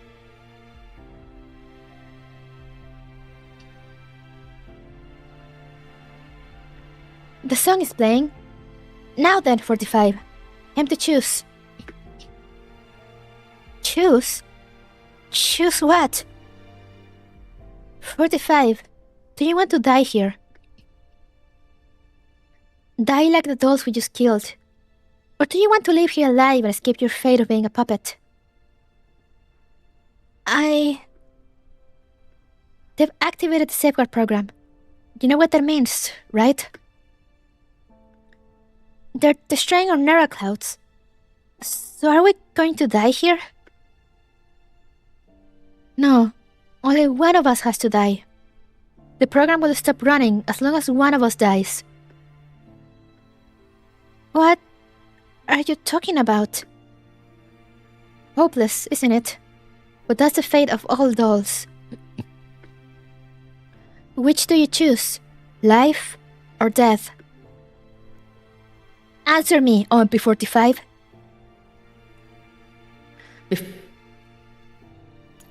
Before the doll in the image can answer, Lena has already run up to the mirror. She pounds on the mirror, trying to stop events from unfolding. But it is no use. The scene before her continues playing out. Through the hair spread of the mirror surface, OMP40 grabs OMP45's gun and points it at her forehead.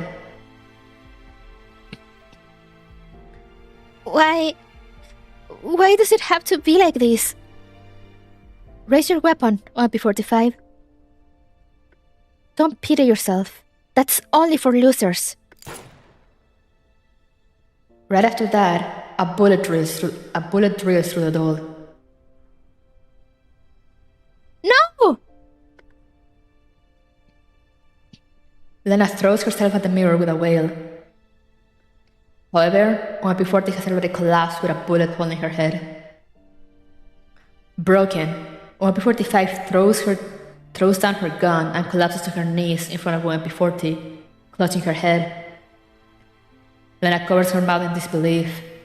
She trembles as she sinks to her knees as well, looking at OMP40 with bleeding eyes. 40 did all this. Is this really true? However, OMP40's only replies a calm, enigmatic smile. Yes, it is. Back then, 40 and 45 took part in the operation while being a secret order. But 45 didn't know that she and 40 had long since been infected with the paraplu virus. And so, while her teammates were still searching for Sanguis Ferry's legacy, the paraplu virus was suddenly activated and all the participating dolls were infected. The Griffin dolls slaughtered each other there, in that Sanguis Ferry plant. The masterminds behind all this had prepared to eliminate 40 and 45 to cover their tracks. They triggered the safeguard program they had installed in the narrow clouds beforehand. Once the plan was complete, it would trigger and melt down 40's and 45's narrow clouds. But they miscalculated in the end. In order to avoid this tragic fate, 40 had asked 45 to hand command permissions over to her.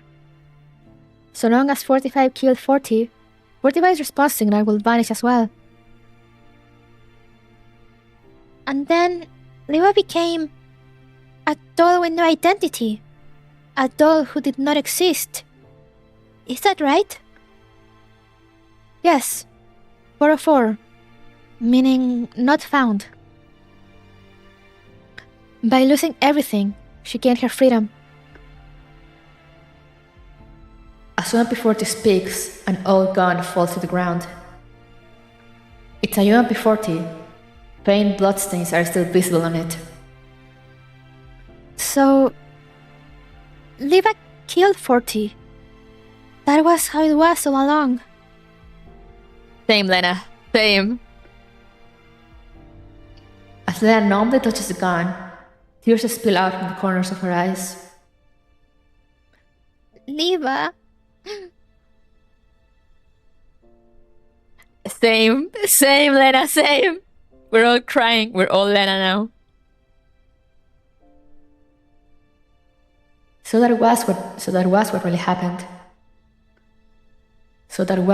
really happened.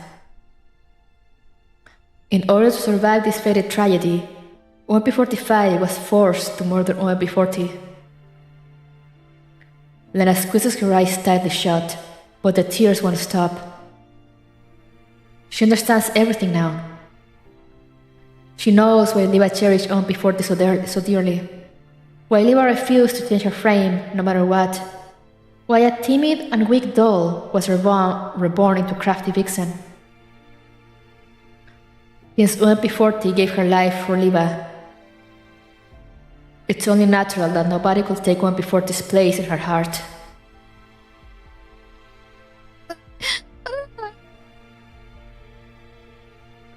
Lena tries her best to wipe her tears away, but the scene in the mirror is playing out again. Raise your weapon, OMP45. Don't pity yourself. That's only for losers. Stop it! Stop showing me this! Lena grabs on P40's hand as she weeps. I get it. I get it all now. So stop replaying it, please. I beg you, 40. I'm sorry, Lena, but I can't. When P40 reaches out and pats Lena's hand in an apologetic way. That's because I'm not the one showing you anything. Everything you see here, all the cruel images that keep repeating over and over and over, all of them are just the reality that made the Liva of today. All these years, Liva has never forgotten the fact that she killed 40. These tragic scenes have been playing out in her neural cloud over and over again. She grew as quickly as she did because of this unstoppable, unending tragedy that repeats endlessly in her neural cloud. Killing 40 tormented her so badly that she created me in her neural cloud from the paraplu virus. However, even with a simulated persona like myself to serve as a tranquilizer, no matter how much companionship and comfort I gave Liva, I can't change the cruel reality of the past. When P40 goes quiet, seemingly because of Liva's painful past, but soon she smiles in a strange way. Still, all this is going to end. The neural rewrite has begun. Once the paraplu virus finishes its rewrite, Liva will no longer exist, and neither will this pain. Paraplu will draw a veil over everything.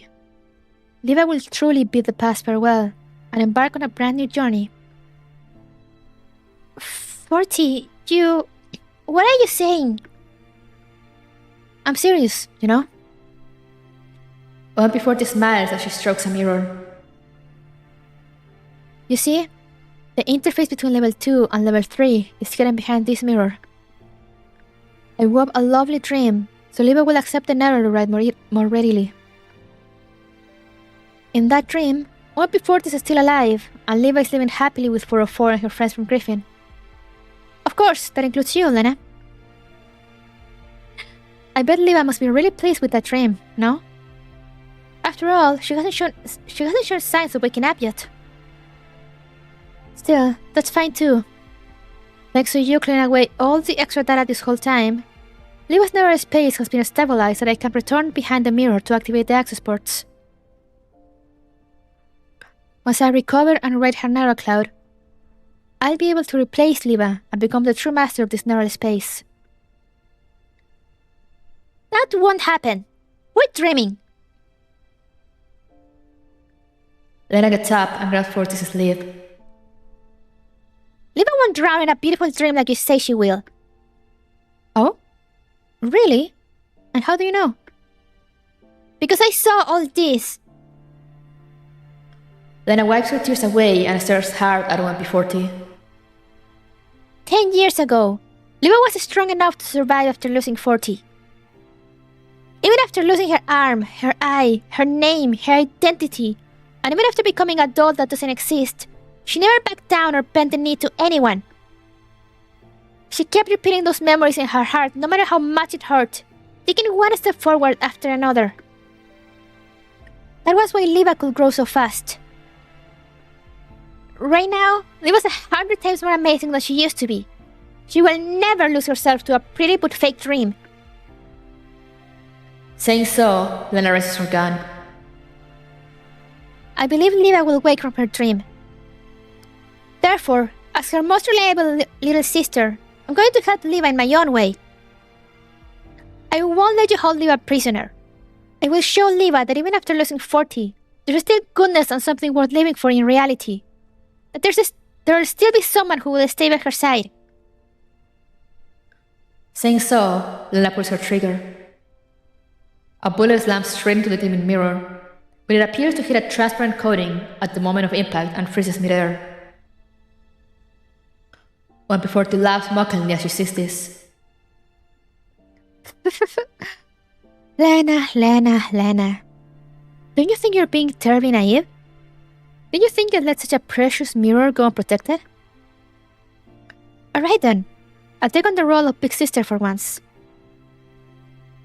As she says this, 1P40 picks up the old gun on the ground.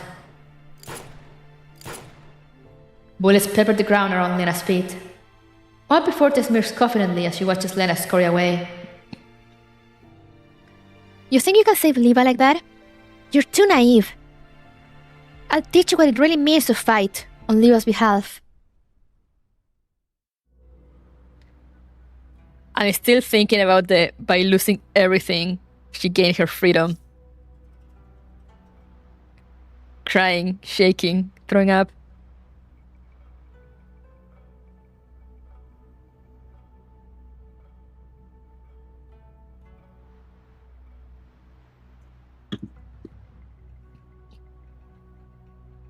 She wasn't able, she wanted to give Liv a peace. I think this is literally a... Wait, let me drink.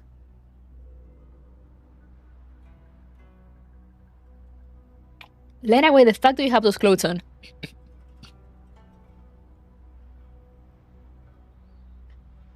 I think this is literally a situation like the real 40 did.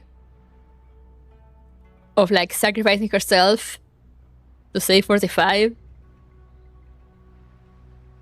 I think we'll see as it goes.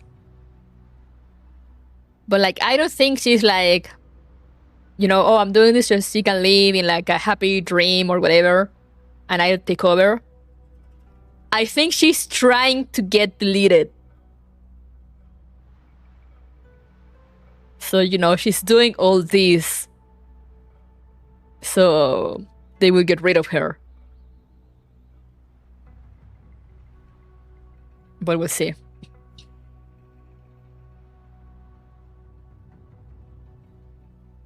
Let me stop crying.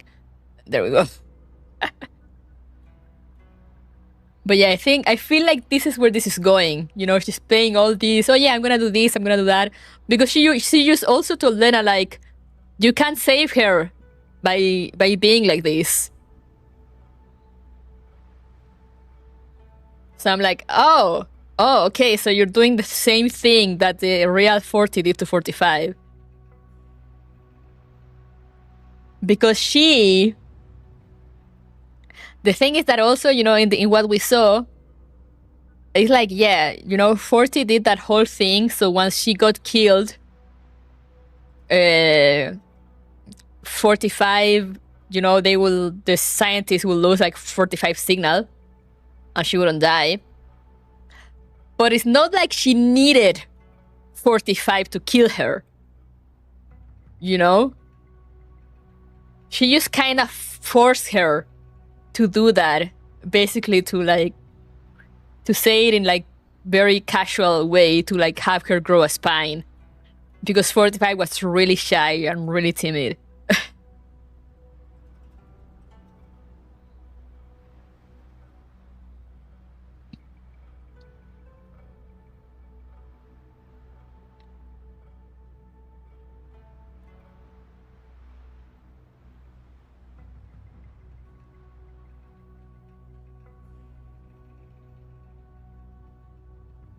Yeah, no, it's certainly a way. Because, I mean, as I said, pity is only for losers pretty much sums it up. Yeah, you know, like, the thing they were saying, like, how she was like, pick up your weapon, 45. Like, you know, pity is only for losers. And she kept insisting of, like, 45 giving her a death, like a doll instead of a puppet. And, like, the way in which she literally held her gun to her forehead.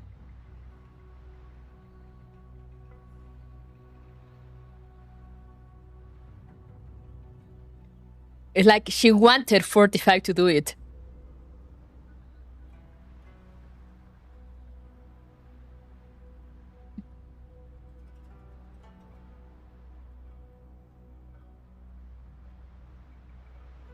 It looks much cuter in a new outfit. And I think we're having a similar situation here, but we'll see.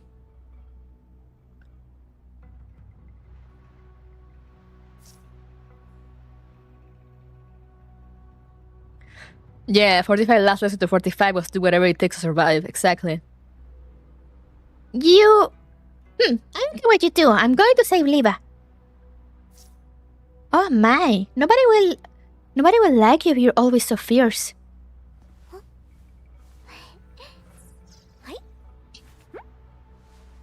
The Pokeball.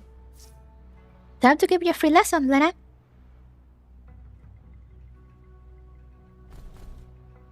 But we'll see, we'll see.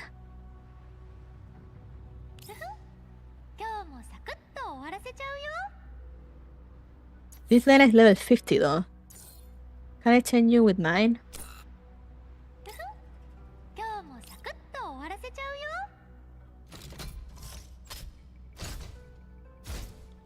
No, I don't think I can.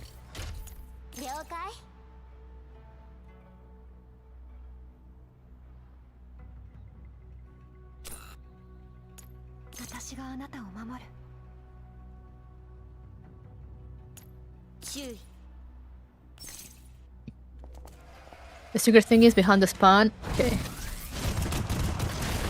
Hey, Shuri! I don't really celebrate, but you know, I'm resting. I'm chilling. Thank you for dropping by.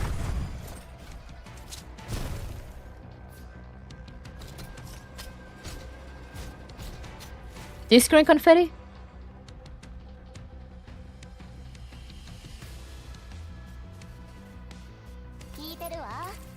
Damn! That was hidden.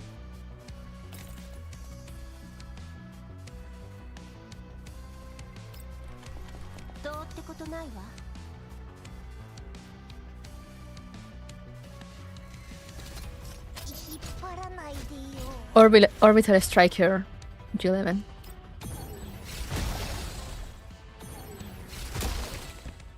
Engine 起動.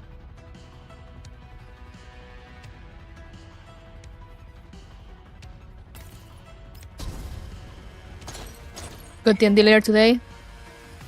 Let's go have fun.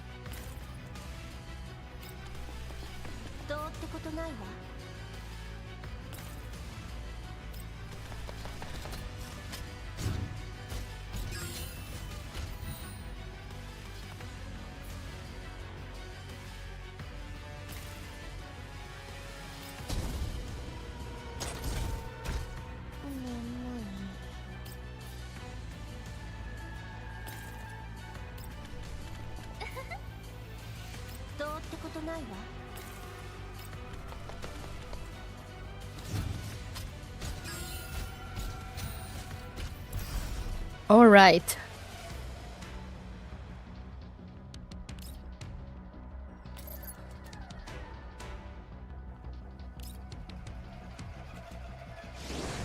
I love that now you're forced to take some loss in certain scenarios. Yeah.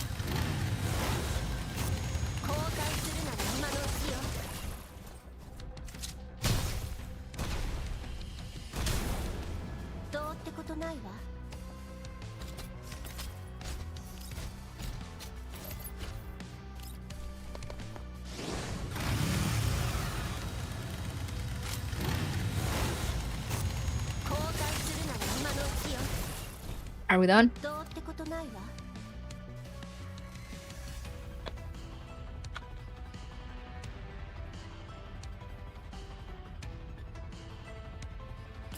Who are we missing? Oh, that guy over there. I didn't see you. Orbital Strike.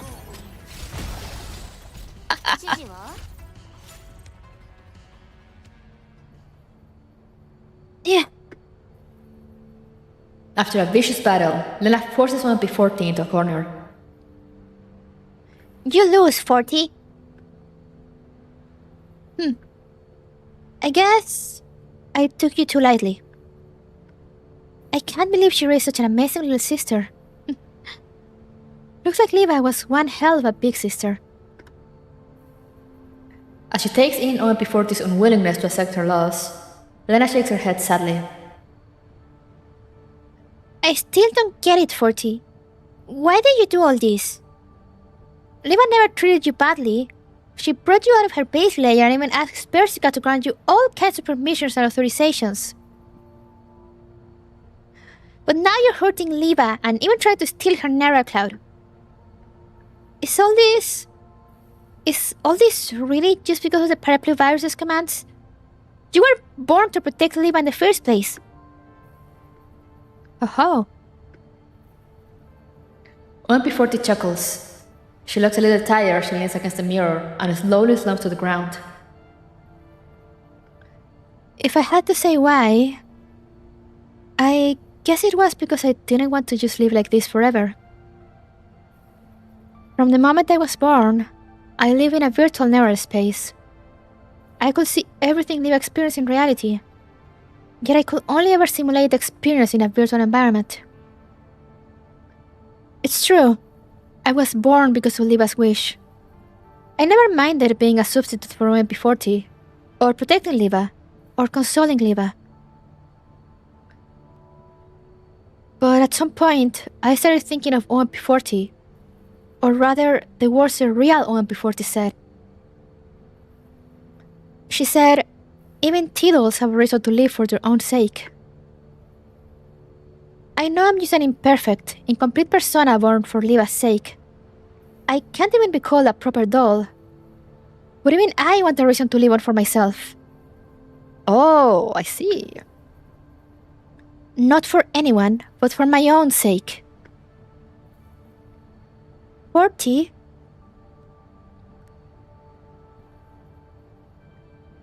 OMP40 realizes she slipped up and lowers her head. In the past, when Liva was functioning normally, I could still hold back my desire. But now, after that weird doll attacked us, I just can't get rid of this impulse in my neural cloud. Perhaps it's just the paraplu virus's instinct. The virus is urging me to seize control of Liva's neural cloud, which led to the creation of that girl.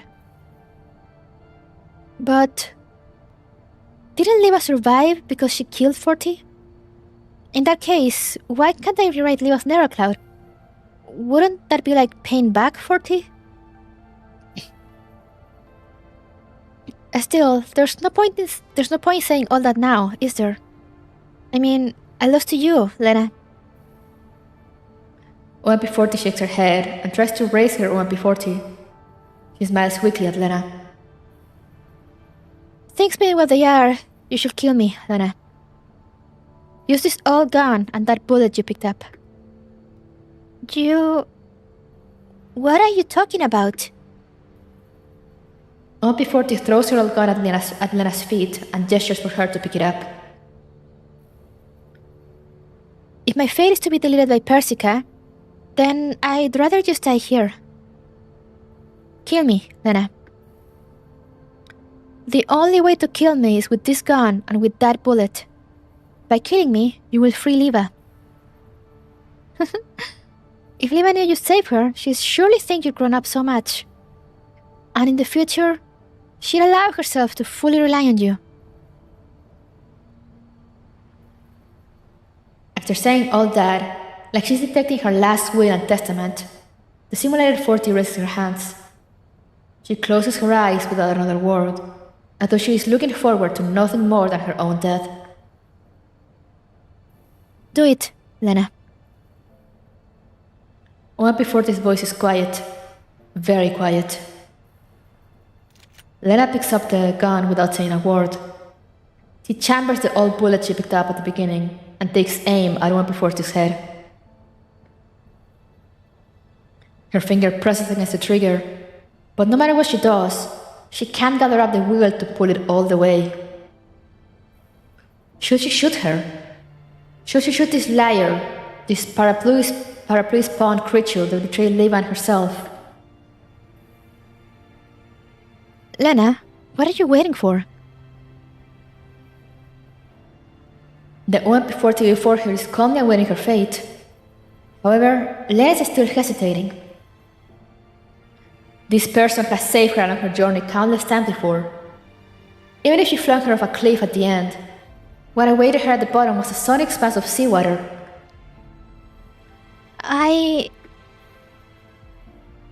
Lena's finger tightens around the trigger once again, but something in her neural cloud is keeping her from following through. Should I shoot her? Lena reflexively surveys her surroundings. The cabin is quiet. So quiet that even the girl and her robot seem to have vanished without a trace. Only the cruel scenes from the past are still moving, still playing out over and over again. There is a faint sound of explosions coming from outside the cabin. Lena unconsciously looks out a nearby window.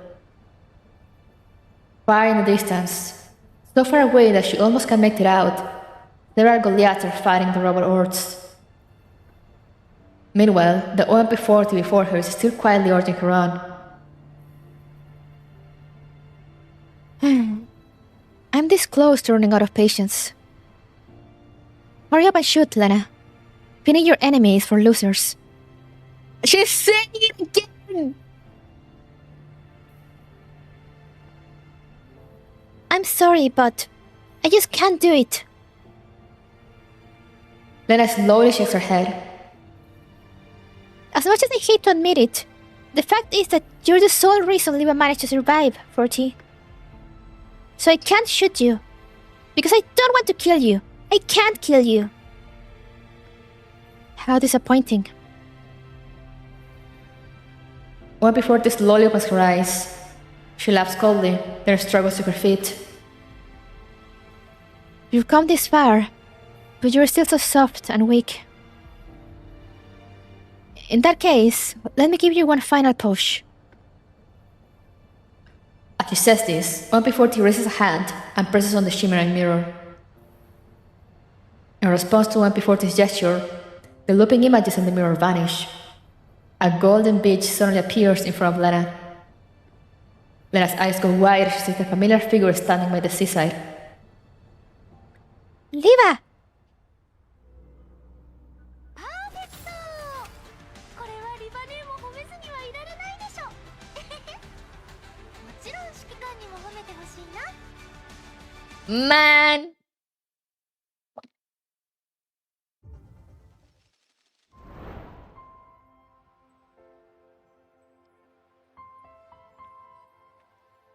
Oh god, we're almost done.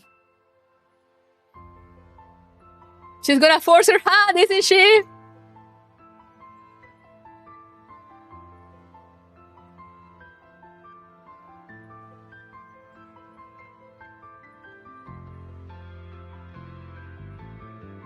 A second.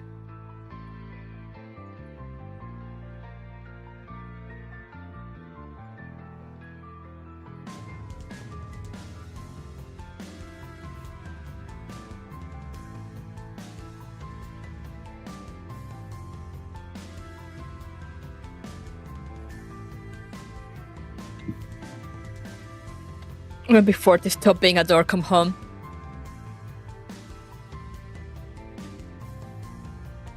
I'm going to explain what happened in Operation Butterfly if there's a story. I mean, they explained it here, so do I really need to? Chamber check. Face your cruel past head on and bring an end to your fate of extinction. Oh, we're fighting for it again. Alright, sure. Sure, why not? The golden sands beneath the azure sea are slowly dyed in the colors of twilight. OMP-40 looks at the distant setting sun, her feet lingering in the gentle surf. More in detail? I mean, it's not needed right now.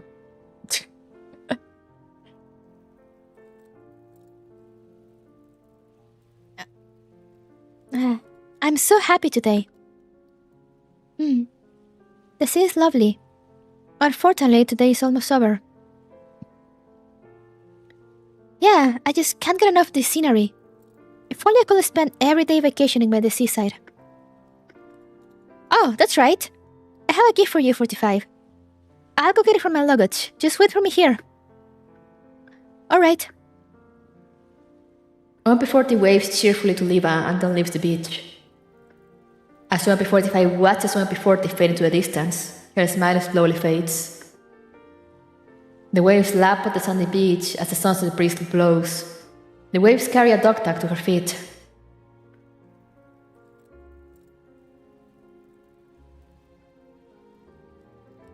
OMP-45 picks it up. The letters OMP-40 are engraved onto it. The tag looks heavily worn and there are several scrapes from bullets on it. So that's how it was, huh? OMP45 takes out another identical dog tag from her pocket. The moment she does, 2, 3, 4, the waves wash up more and more tags and deposit them on the beach. Soon, there are piles of dog tags by OMP45's feet. I already sensed something was wrong, but I kept trying to fool myself, to treat all this as a sweet dream. But now, I can't even lie to myself anymore. I guess something like this is happening because even my Neurocloud knows all this is fake. I can't keep running from the truth anymore. OMP45 tightens her grip around the little piece of metal in her hand and turns to walk into the waves. 45! Don't go! A shout from OMP40 stops her. If you stay here, this sweet dream can keep going. I can restore everything to how it was and get rid of all those annoying pieces of metal. As long as you're okay with it, all of us, we can't keep living with you like this forever. We can't keep training, going to parties, and going on beach holidays together. OMP45 shakes her head. I'm sorry, 40, but I can't stay here. But why? This place...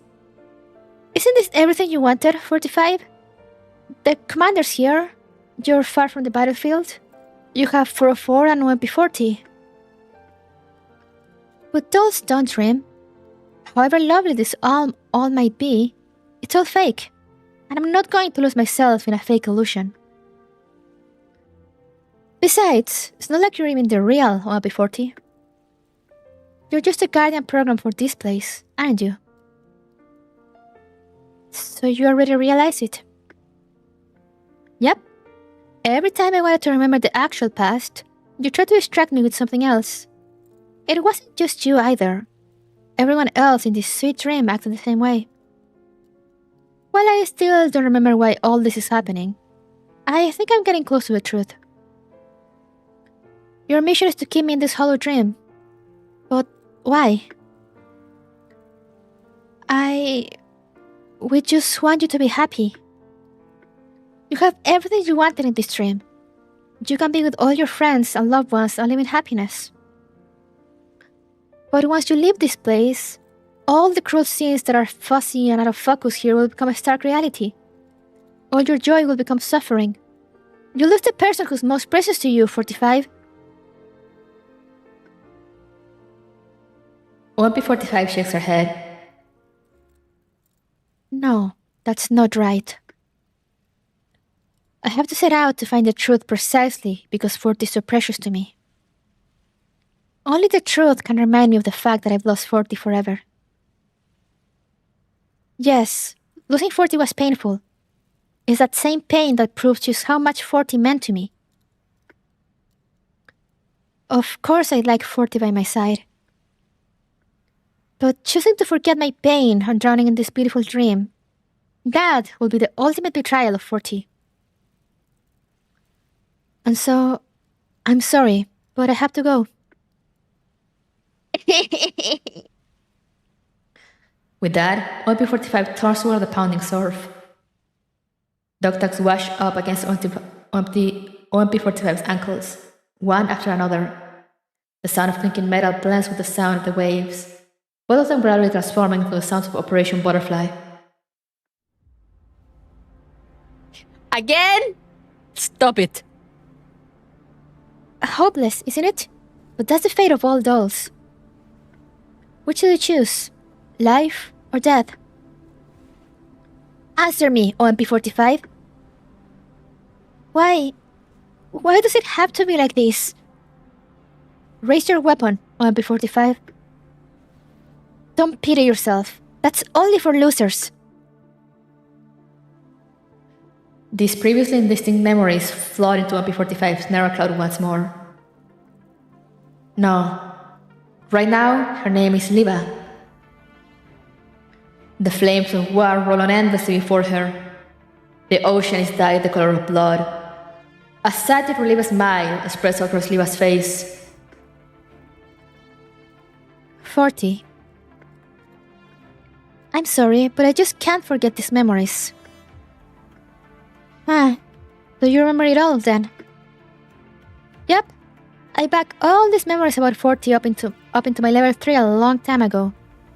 While my NeuroCloud was damaged a while back, this data wasn't destroyed, just rendered unreadable due to a system error. I can sense that someone is helping me take care of these errors. The amount of computational space in my NeuroCloud is growing, and my records of the past are clearing up. Judging by this style of data warfare, it must be Lena, isn't it? No, that's not it. It isn't just Lena. The location of these records is extremely well hidden, and only 40 will know about them. Well, I managed to piece all this scattered data together thanks to them cleaning things up. So I'm sorry, 40, but it's time for the stream to end. Leva smiles apologetically and gently hugs MP40.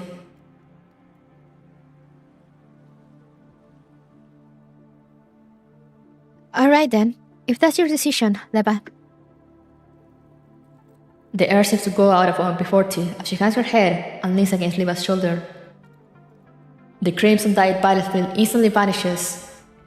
The scene before their eyes reverts to its pure azure color. MP40 and Leva return to their appearances in reality. Thank you, 40. Thank you for crafting this sweet dream for me.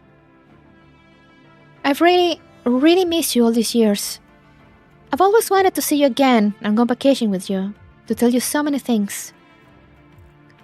Whenever I had a happy experience, I would think, if only 40 were here.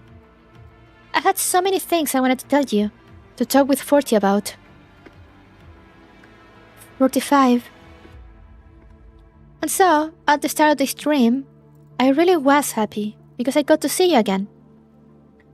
Even when I sensed something was amiss, I didn't question it too much, because I was terrified that if I questioned my happiness too deeply, it would disappear. Even now, I don't want it all to end.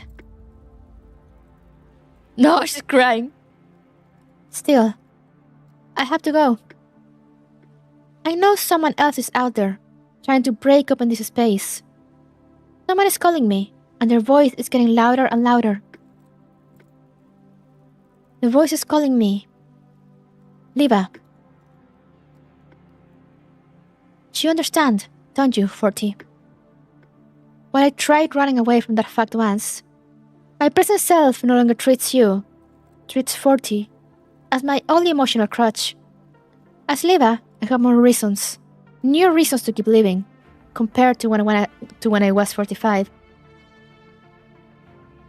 I've been subconsciously rejecting that conclusion, because I saw it as a betrayal of you. That's why I kept trying not to think about it, and why I almost lost myself in that dream. I won't run away from it anymore. Reality is cruel, but I will accept it. Because I've already set the past down. My present self will live on as Leva, just as you hoped. Not for anyone else, but for my own sake. I understand. The piles of metallic tags on the beach have vanished at some point. MP40 smiles in what looks like relief.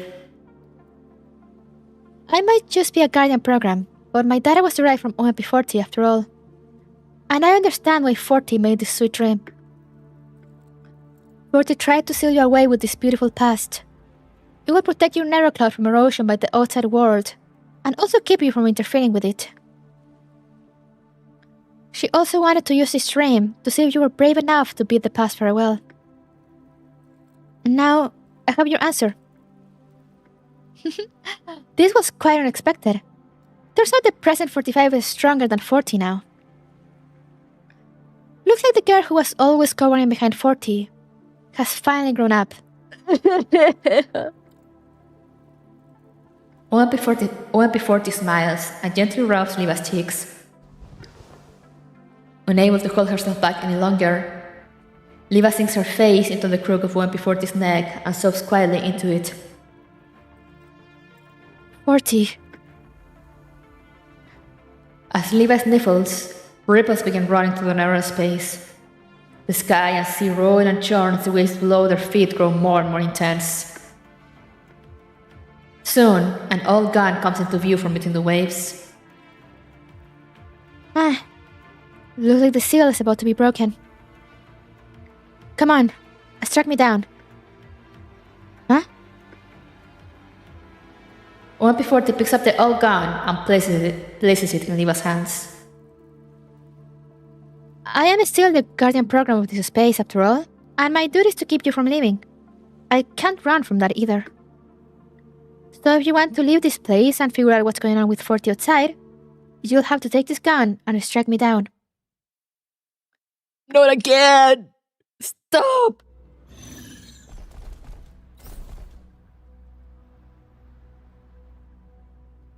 The pain, it never ends.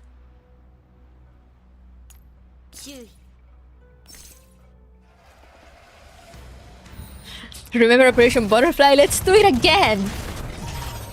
Yippee! Happy memories. Let me go get some water. Because I ran out of water.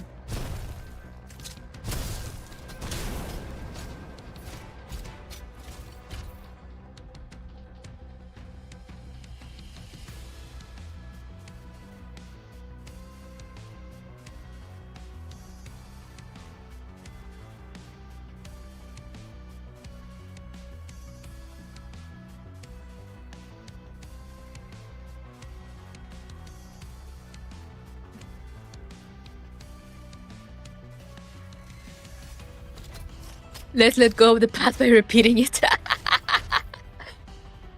Real. 終わらないで Orbital strike.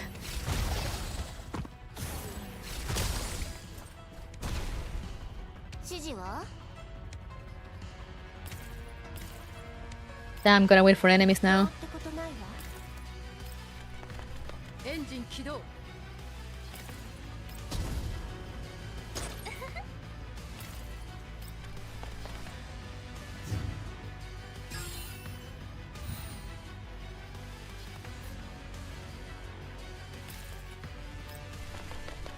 指示は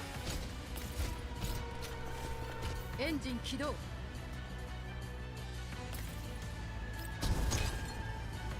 どうってことないわ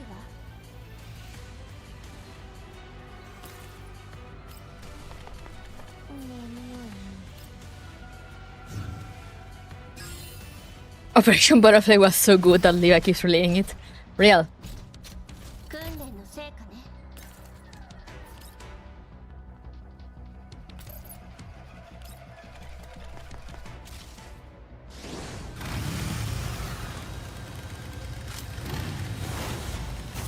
交換するなら今のうちよどうってことないわ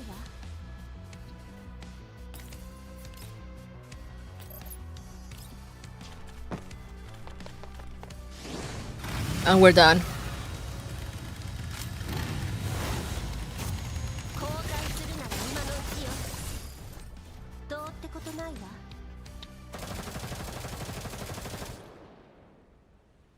A gray-haired form frantically dodges bullets by the seaside. After being hit several times, she sinks to her knees on the beach, like she's giving up on resistance. She looks up at Liva, who's closing in on her. Although she's completely worn out, she gives the person before her a relieved smile. You become really amazing, 45.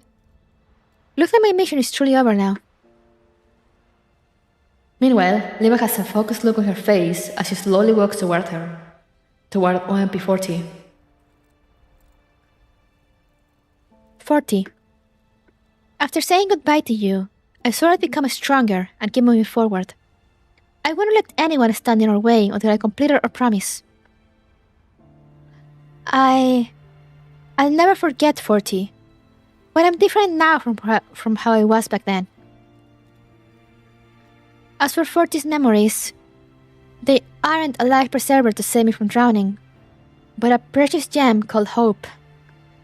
Love and hope, guys. And I need to let her know that as well.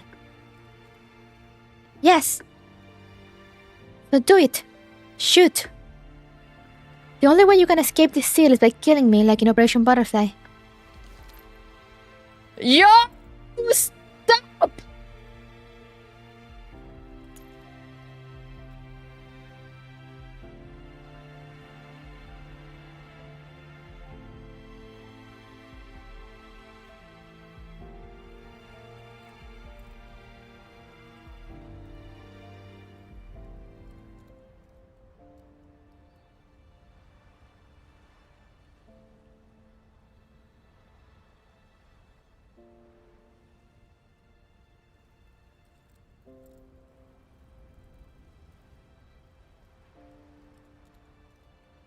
I am not okay.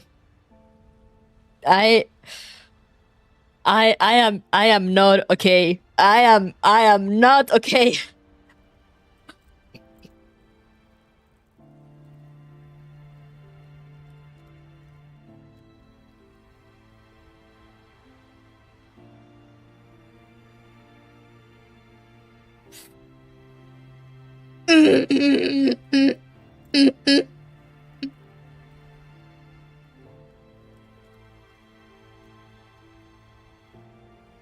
It will most likely jump scare me in loading screens.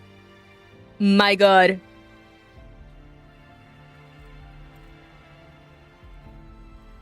I could take them out, but I won't. Because I love suffering.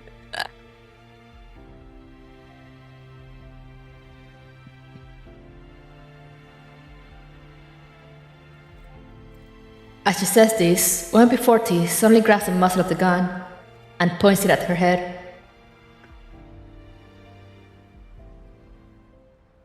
Liva reflexively tightens her grip on the gun. OMP-40 laughs merrily, as though she's sensing Liva's hesitation.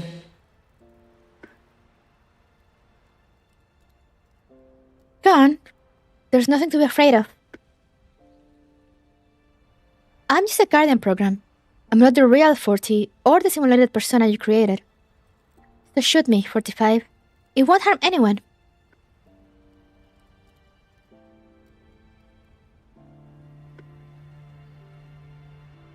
Liva falls silent. Her fingers in contact with the trigger, but her narrow cloud is processing at lightning speed. Does she really need to kill the OMP-40 in front of her? Does she have to recreate that? The ground below Liva's feet suddenly shifts. Even the sky and sea begin to shudder. Nothing seems to break amidst the violent shaking.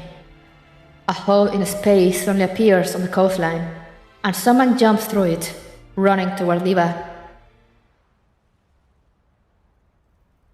Liva, don't do it!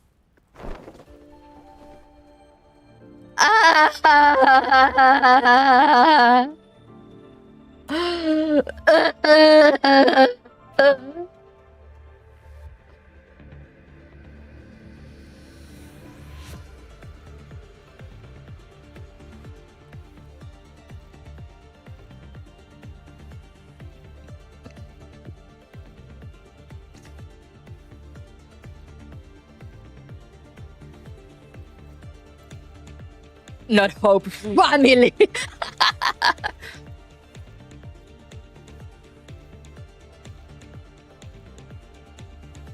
Look at them!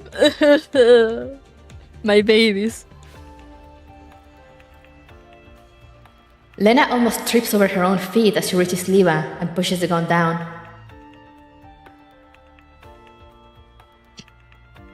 Don't kill 40.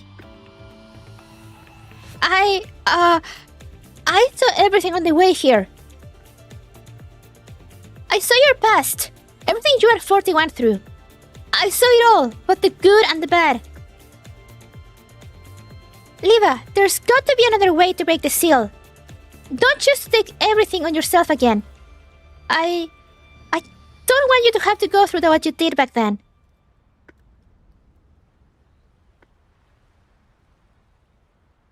After a brief silence, Liva shakes her head helplessly before wiping away the tears on Lena's face. Then she stuffs the gun into Lena's hand. Say, Why don't you take out the mag and look at it? Huh? Lena stares dumbly at Liva for a moment. A moment later, she removes the magazine, which is completely empty. Wow, fucker! Good night, Shuri, have fun! Eh? But why? It should be full. Yeah, well, it was. Liva chuckles as she looks at the stone Lena at the confused OMP40. But you see, I ran out of bullets after we fought. And just now, I thought things through carefully. Liva smiles and taps the barrel of the gun. The dazed and confused 45 has now grown up into Liva. I'm not going to meekly accept my fate of killing 40 again, like I did back then. Now, I'm going to make my own choices. I never wanted to kill you, 40. That had nothing to do with the fact that you're 40, or because of my past. It's simply because I chose not to. I believed that killing 40 wasn't the only way to get out of this narrow space of seal. So I just decided to make the remaining bullets disappear. I mean, this is my narrow space, so doing that was a piece of cake for me. After all, it would be so terribly tragic if there was a misfire and the events of the past played out again. Saying so, Liva makes a finger gun with her right hand and makes a pew-pew gesture at OMP40's forehead. You see? Lena's here, which means the seal can be broken from the outside. So it turns out that rather than a dilemma where someone has to die, there's actually a happy ending which doesn't sacrifice anyone. Isn't that right? That being the case, you don't need to be such a drama queen. Goodness, what will I do with you? OMP40 laughs as well. It seems the knight who was always sang along behind her big sister has grown up into 45's capable assistant. I guess I can let you live with peace of mind after all. Something invisible seems to have broken in the sky. The sunlight, the seaside, the beach, everything before her eyes is shattering and fading away. OMP40 looks at the two of them and smiles. In that case, goodbye, 45. Goodbye, 40. Keep watching me. Watch me, and watch how we changed. Yep.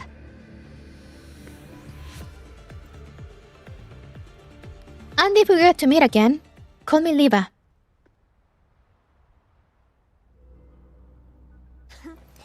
404を敵に回したのが運の尽きよ。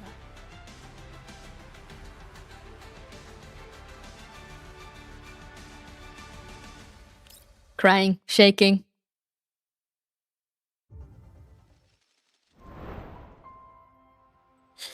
Now story.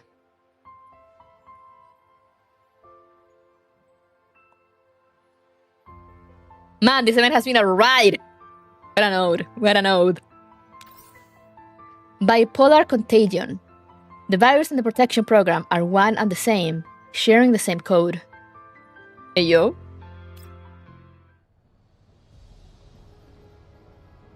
As Leva leaves the mirror with Lena's hand in hers, all the mirrors in the cabin instantly shatter into fragments. What a lovely pair of sisters you are. I can't believe you broke the seal together. I just wanted to poke Lena and have her feel the pain of you killing 40 again. But unfortunately, there's no point to that now. I guess I'm a failure of a virus, after all. For a moment, OMP40 hangs her head in dejection, but then she perks up again almost immediately. Still, that's fine. That girl from the same source as me is still around, and as long as she keeps evolving, she'll be able to rewrite Liva's Neurocloud all the same. So you'd better kill me and reset the data sooner rather than later. Otherwise, there's no telling when Paraplu will eat away at your narrow cloud.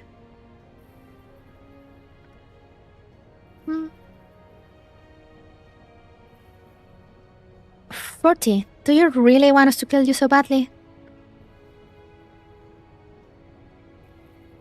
Oh, please. I'm the super dangerous Paraplu virus that sealed you up, completely bamboozled Lena, and tried to override your narrow cloud. Don't either of you have a single iota of self-preservation? You should be resetting me or just killing me on the spot, no? Should we? I didn't think your seal was particularly dangerous. That sweet dream you made for me prevented my narrow cloud core from being affected by Paraplu, or the redundant data. In addition, the shutdown caused by the seal you put on me brought the matter to the attention of the outside world. That's hardly the purpose of the Paraplu virus.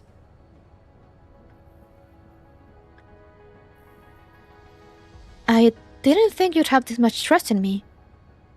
Looks like Operation Seduce Liva was super effective. Unfortunately, I only did that to remove outside distractions to make it easier to rewrite your narrow cloud. But you didn't even try to rewrite Liva's narrow cloud, did you? Also, you were helping me understand Liva all this while, and you helped me get rid of the redundant data too. Huh?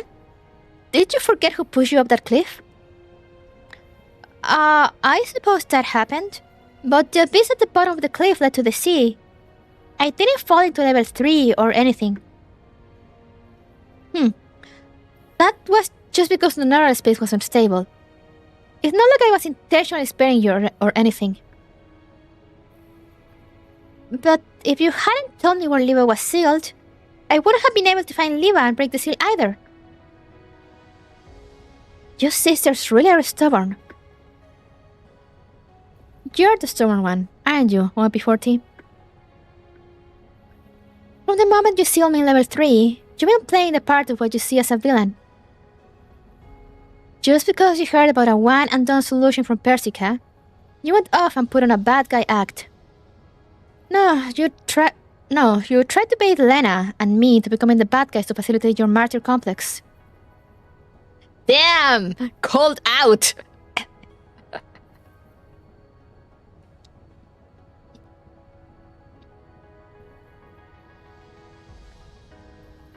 Yes, it was a really good dream you made.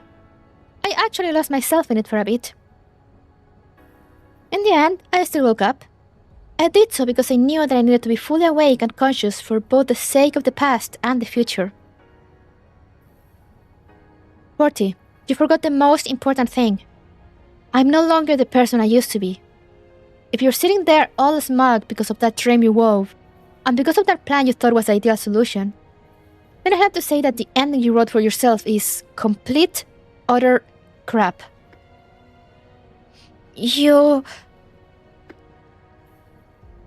For a moment, it looked like Liva's going through to OMP40. However, she soon regains her defiant attitude. Liva wants to keep going on, but then the cabin suddenly shakes. What's going on? Lena looks outside and she nervously tugs on Liva's arm. This is bad, Liva. Those robots are outside and they're surrounding the cabin. Oh, look. My little sister's here to help.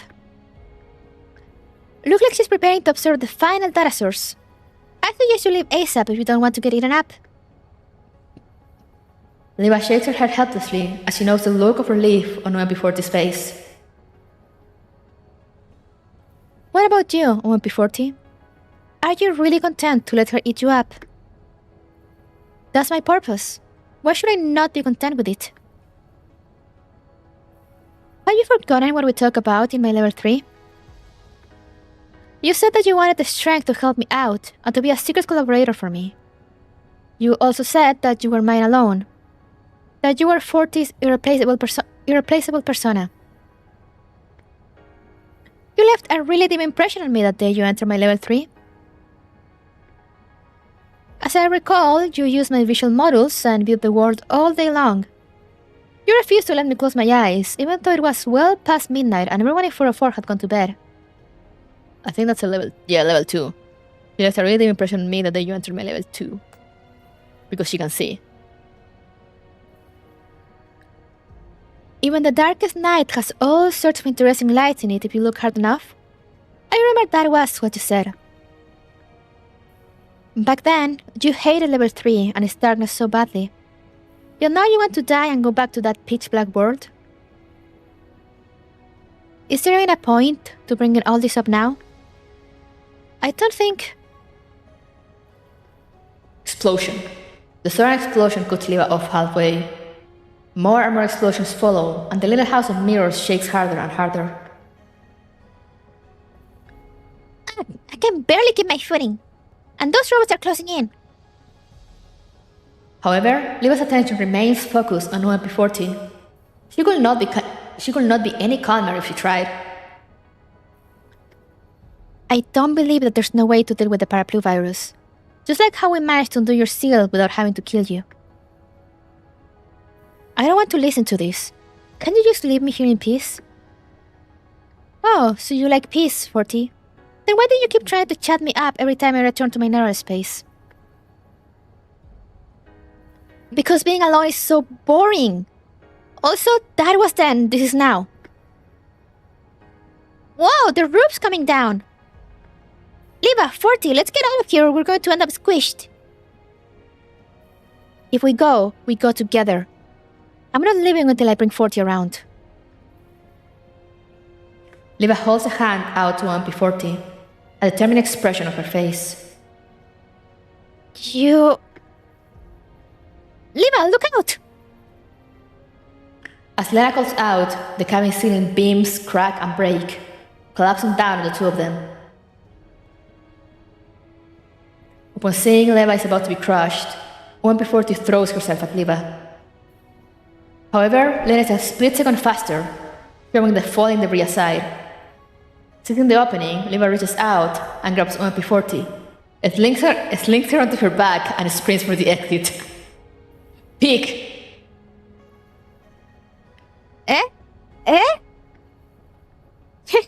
I knew you'd protect me, 40. So this time, I'll protect you. Wait! Put me down! Lena, let's go! Liva runs out of the cabin with OMP40 on her back. Right after they rush out, the small mirror cabin collapses with a loud crash. Whoa, that was close. Good thing we got out of there. 40, Liva, how are you guys? I'm fine. Liva smiles, then puts down the squirming OMP40. The moment OMP40's feet hit the ground, she immediately backs several steps away, making a space between herself and Lena and Liva. Shit. Oh, don't be so quick to get mad or celebrate. We got a bigger problem ahead of us. Saying so, Liva smiles and points in front of them. Lena turns to look and exclaims in shock. Whoa, what the heck is that? A black shadow is skimming across the ground toward them, not far from where the cabin used to be. Long cord logs flutter in the wind as the sharp spikes on the hems of a dress score deep gouges in the ground. In the blink of an eye, the black figure has closed the distance to the three of them. It is then that Lena recognizes the speedy shadow. It is none other than the mysterious girl from before. However, not only has the girl gotten bigger, the look on her face has changed too. Her golden eyes are filled with madness and she's glaring at the three of them, in particular OMP40, who's standing off to the side.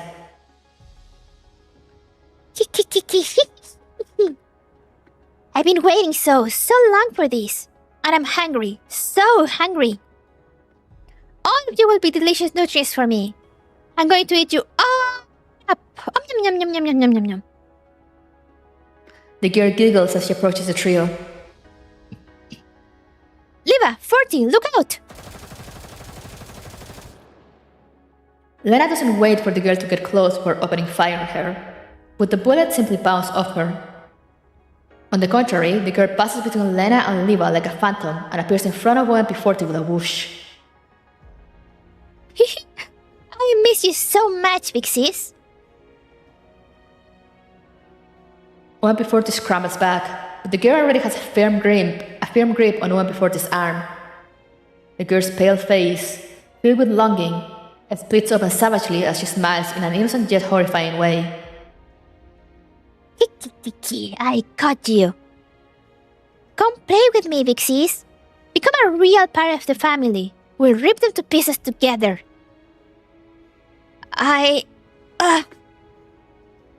OMP40 reflexively tries to struggle free, but the girl is surprisingly strong.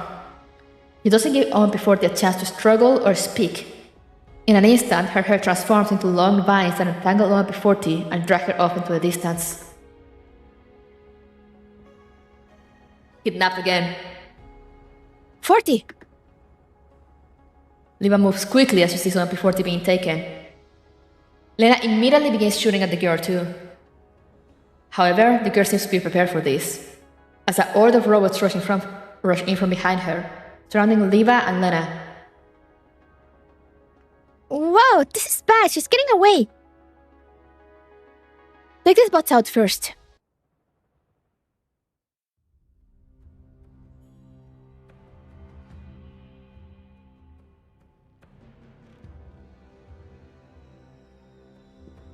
I'm sorry, drinking.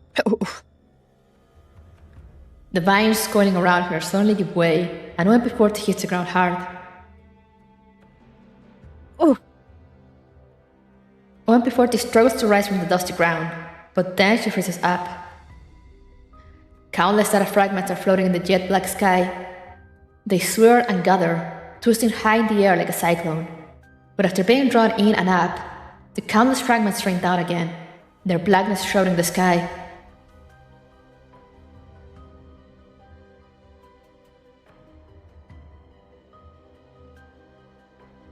It is as though someone had opened a gigantic umbrella in Liva's narrow cloud.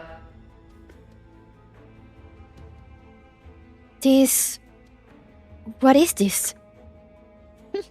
This is her home, of course. The girl hops and skips over to OMP40, pushing her face against OMP40's again. This is Parapluie's home. You and I are the children of Parapluie. Parapluie's kids will all grow up here. OMP40 falls silent. After realizing she's not getting the answer she wants, the girl grabs OMP40's hand again. Sis, we are all kids of Parapluie. So stay here. Stay with me. We can grow up together and live here together. Stay and keep me company, okay? The girl tugs on OMP40's hand with childish playfulness. Although she's fought her several times before, for some reason, OMP40 can feel a sense of actual kindness here, as though they're really the same. She can't help but look hard at the girl.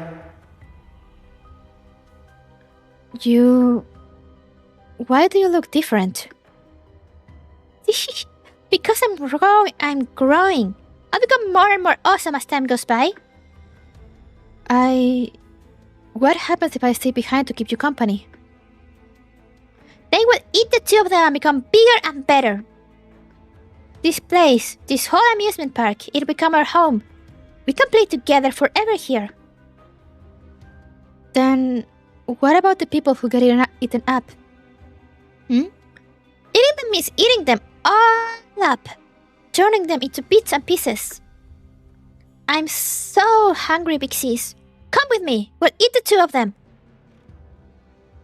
A hungry and longing look enters the girl's eyes again, as though she's been struck by OMP40's words. I'm hungry, so hungry. I want to eat them. I want to eat more, so much more. The girl gazes into the distance. Her hair flutters in the constant wind, and her canines begin to reveal themselves. Just then, OMP40 is reminded of how the girl's entire head had transformed to look like a Venus flytrap earlier. Would Liva end up like that if she were consumed by the Parapluie virus? OMP40 doesn't say anything, just secretly clenches her fists. On the edge of the data storm, Liva and Lena are fighting off the robots that are surrounding them. Although the number of robots is decreasing, Liva is starting to get more and more frustrated. These data fragments are everywhere. I can't tell where 40 is. At this rate, 40 is going to be consumed by the paraplu virus. Lena seems to sense Liva's uneasiness. After driving off the nearby robots with gunshots, she takes the opportunity to approach Liva. Liva, I have a way to find 40. Lena takes the emitter out of her pocket and presses the button. A red beam suddenly lights up in the dark, gloomy sky, and traces a narrow path into the distance. Huh? What a surprise. Is it one of Persica's little toys? I'll need to thank her after we get out of here. Yep. Liva, this way, I'll cover you. Under the jet black umbrella, the girl continues tugging on OMP40's arm. Big sis, I'm so hungry. Let's go get them. I can smell them right now. Can't eat them all, not by myself. But together, we can tear them to itty-bitty pieces and eat them all up. OMP40 seems to have made up her mind at last. She slowly puts her hand away and slowly shakes her head at the girl. I'm sorry. Perhaps we're sisters in the truest sense, but I can't stay with you. But why? The girl seems thoroughly confused by the rejection and clings tightly to OMP40. However, OMP40's only response is a faint smile. Although everything before her is darkness, she's looking at a place that's far, far away. Perhaps it's just level 3, or perhaps it's that a sure expanse of ocean. It's a place where someone once made a promise to her. No. Perhaps the promise was made with someone else, not her. Still, it's enough. For the sake of that promise, she will pay any price to eradicate the threat of the paraplu virus once and for all. Because I have never been your sister. And there's no way I'll let you eat anyone up. OMP40 punctuates her declaration with a burst of gunfire. Even though data from the same source can't inflict fatal wounds to the girl, she could buy time for Liva by slowing the girl down. Ah, big sis, where are you? The girl's expression turns feral as she's suddenly attacked. In an instant, her curly hair and spikes on her dress all stout toward OMP40. OMP40 stumbles out of the way. The girl glares angrily at her before directing the robots around her to surround OMP40. I hate you! I hate you! This place is Paraplu's home. If you're not a child of Paraplu, then you can die. And with that, the girl angrily waves her hand before turning to leave. An endless horde of robots swarm OMP40. As she drowns under this despairing tide, OMP40 slowly stops being able to see or hear anything. Her body is so heavy that it feels unreal.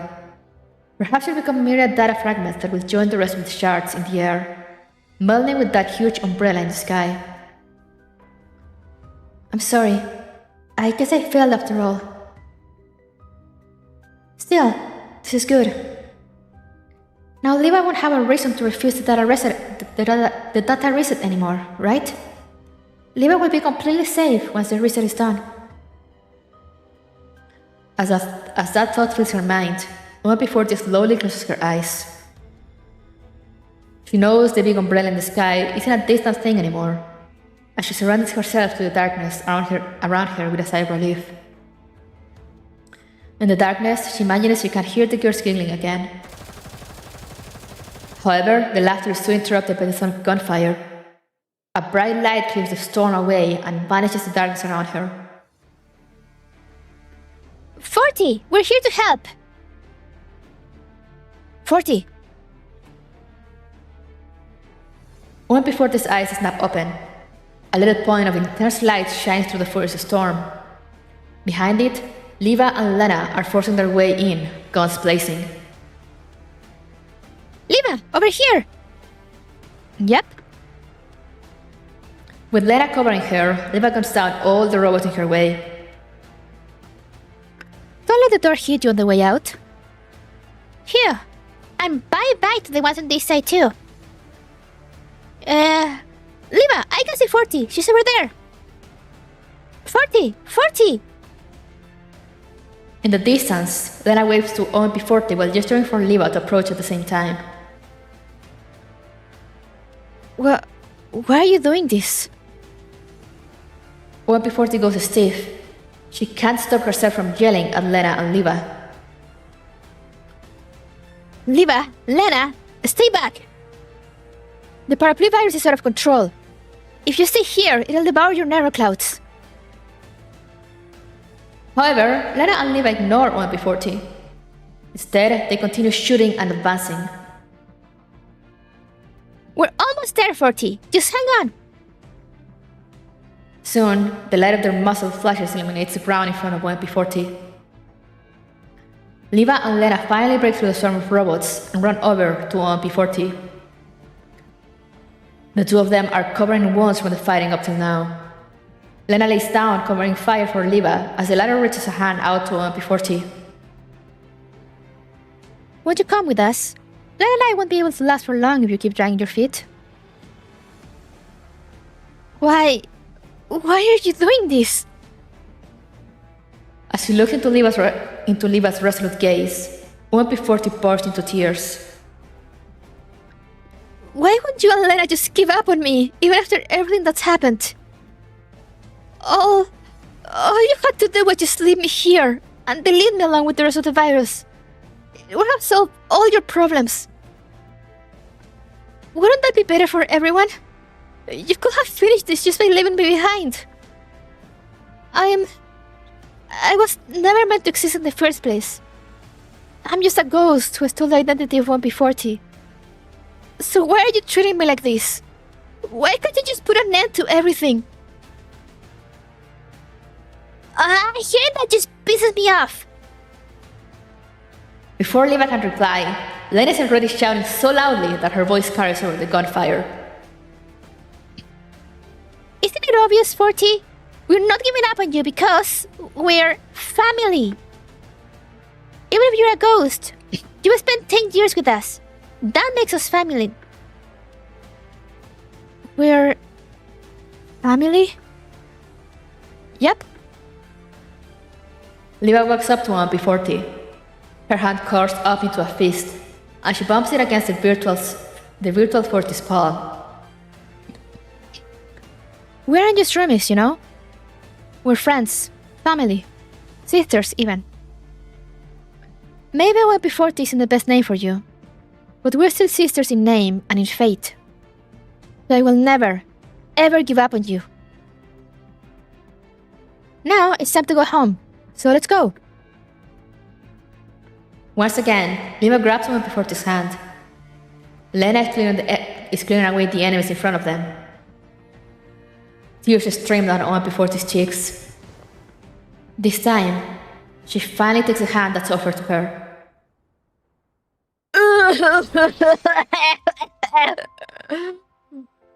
Family. I'm not crying, you're crying.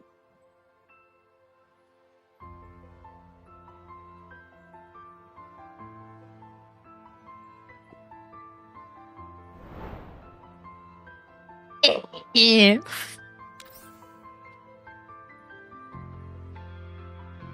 Oh, icon. Wraith Reborn. Banish all distracting thoughts and light the way forward. Double purification. When you kill the enemy, you also kill your weakness. Ayo, Fireline.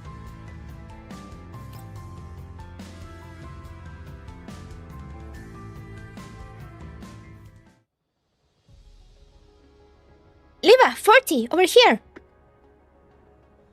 Under Lena's cover, the three of them barely manage to escape the storm of robots and manage to find a relatively safe space in the narrow space. Once Liva lets go, OMP40 slumps powerlessly to the ground before curling up into a sobbing ball. After patting OMP40's head, Liva sits down beside her.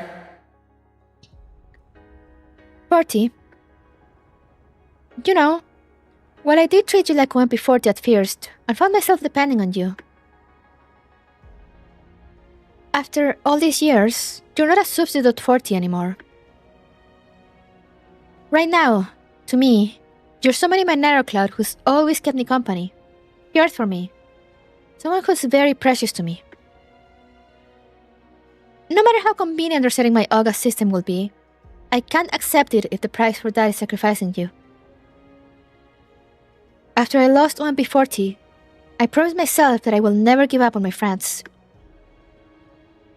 Liva. So please, don't give up on yourself either, okay?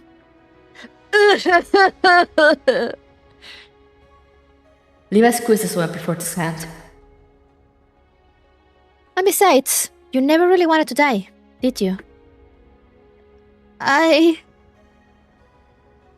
Liva points to the surrounding area.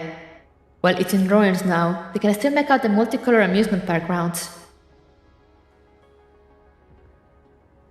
You've always wanted to visit a real amusement park, haven't you, 40? All these colorful fairground attractions pop up because of your wish. You've always wanted to see all those things you saw on the net in reality, and experience all those fun things I told you about. But if you die here, these wishes will never come true. Yep. You totally want to live, don't you, 40? Like you said, even a dog has a reason to live for her own sake. Sure, I might you tricked me earlier. But I also want you to live on. After all, you've been with Liva for so many years that I don't want you to disappear just like that. In fact, I'd like it if you could join us in the real world too. Also, you kept saying you were under the control of Parapluie, but all the stuff you did to protect Liva was done out of your own will. If you got a wish like that, it means you've surpassed your instincts and nature as a virus. So if you work that hard, Liva and I just can't ignore you either. As she takes in the determined expressions on Liva's and Lena's faces, OMP40 smiles sadly again. Yeah, of course. Of course I want to live. And I want to fight by your side and experience all kinds of fun things too. But the Parapluie virus is a huge ticking time bomb. I'm sure you've both seen it too. As long as I exist, that bomb might go off at any time. When that happens, everyone around me might get hurt. Just like 10 years ago. And I don't want to see that kind of thing happen again. OMP40 hangs her head in sorrow. Is that why you decided to sacrifice yourself? Yeah. Persica was right. The best way is to use your August system and delete my data.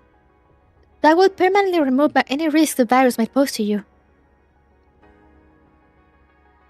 But you knew I wouldn't accept that. That's why I tried to take advantage of your narrow cloud being damaged to manipulate Lana into doing it. But not only did it not work, I got the two of you hurt again. I'm sorry. OMP40's head droops even lower. Actually, I should be apologizing to you. Liva smiles apologetically. He walks up to OMP40 and gently places a hand on her head. Things got as hard for you as they did because I've always been relying on you. I forced you to make this decision and take everything onto your own shoulders. So I'm sorry, 40. It was my fault for not realizing this had been bothering you all this time. But please believe me when I say I'll find some other way for you and me to keep living on. Liva's words make OMP40 raise her head. There's a hint of sadness in the way she looks at the two of them, not quite believing what she's hearing. Really? Is there a way to do that? I'm sure there is. Liva tightens her grip on OMP40's shoulders. I'll find a way, no matter what it is. Even if it's only for a minute. As long as you trust me and don't give up, we'll find a way to make that minute count. Yep, Liva's right. I'll help out too. I'll make sure you and Liva make it out of this alright. OMP40's tears start flowing again. I'm... I'm sorry, Liva. Lena, thank you. No need to thank us. We're family after all. Yep. Right now, the most important thing is to deal with that big problem ahead of us. Levi gets to her feet and looks into the distance. In the wilderness, a black figure is slowly taking shape inside the data storm. Looks like that shrimp has almost finished condensing all the paraplu virus data. What should we do, Liva? Should we go scout things out? Hang on. Maybe you could ask Persica for her opinion. One before she scratches her head with an embarrassed look on her face. Sorry about that. Then I couldn't contact Persica for help because I cut off the signal. But I promise I won't ever do it again from now on. I'm sure you'll get through this time. Yep, I'll go ask Persica. Lena hits the call button, and transmission goes through immediately. Yo. Are you all there? 42? I couldn't get through at all. Thought you'd all been rewritten by Paraplu.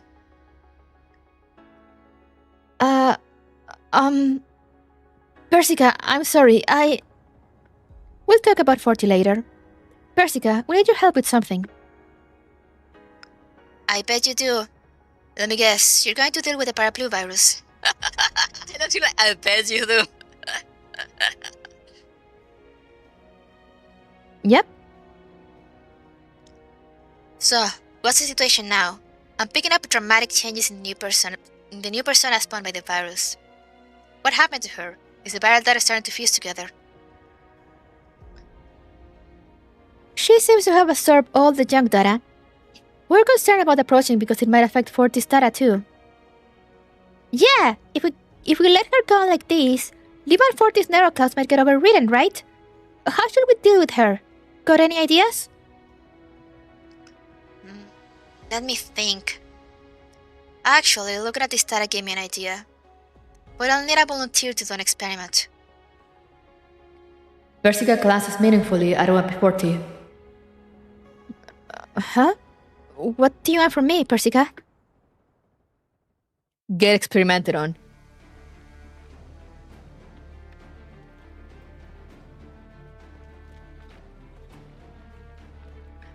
The hurricane rages across the plains.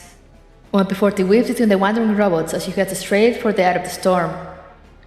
Countless robots follow in her wake, but Lena and Liva take them out one by one. Persica, is this close enough? No, get closer. OMP40 continues running ahead while Liva and Lena keep pace behind her. Is this really okay? Any further and 40 might get sucked up by that big umbrella. Even if you're trying to communicate with that girl, this is too dangerous. Given the present situation, there's no option that's too risky. And besides, 40 still has us. If he runs into any problems, we'll help 40 take care of it. Yep, got it. Fortunately, Lena's fears do not come to pass. Perhaps it's because it's almost done absorbing data, but the hurricane suction is much weaker than before, and OMP40 doesn't get sucked in even when she runs toward it. With Lena and Liva covering her, OMP40 soon breaks through the cordon of the remaining robots and reaches the base of the hurricane.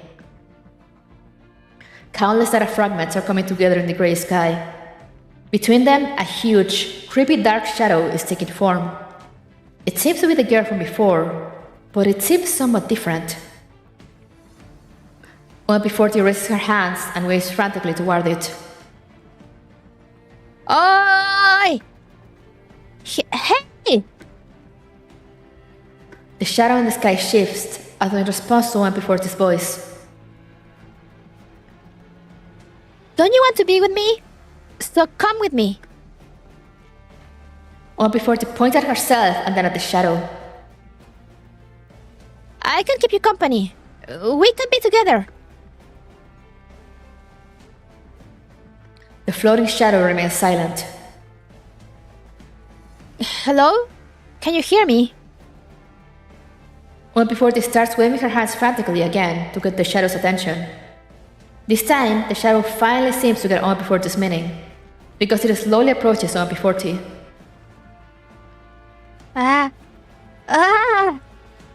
Big sis, have you finally come to your senses? Yeah, we can. However, the shadow suddenly raises her hand and chops it down toward OMP40. Look out! Whoa! A creepy robot rushes toward OMP40 from beside the shadow. OMP40 frantically tries to roll away and counterattack, but another robot is already hot on her heels. Kind of vicious, aren't we? OMP40 opens fire and eliminates it. However, it's followed by another, and another, and yet another. More and more robots come into existence beside the shadowy figure, and at her command, they surround and attack OMP40. However, unlike how they couldn't do any real damage to each other before, OMP40 can distinctly feel the impact from their data this time. What's going on? Weren't the attacks from before? OMP40 stumbles, unable to avoid the robot's attacks. This is fun! This is fun! The shadow floating in the air giggles as she watches OMP40 scurry around below her.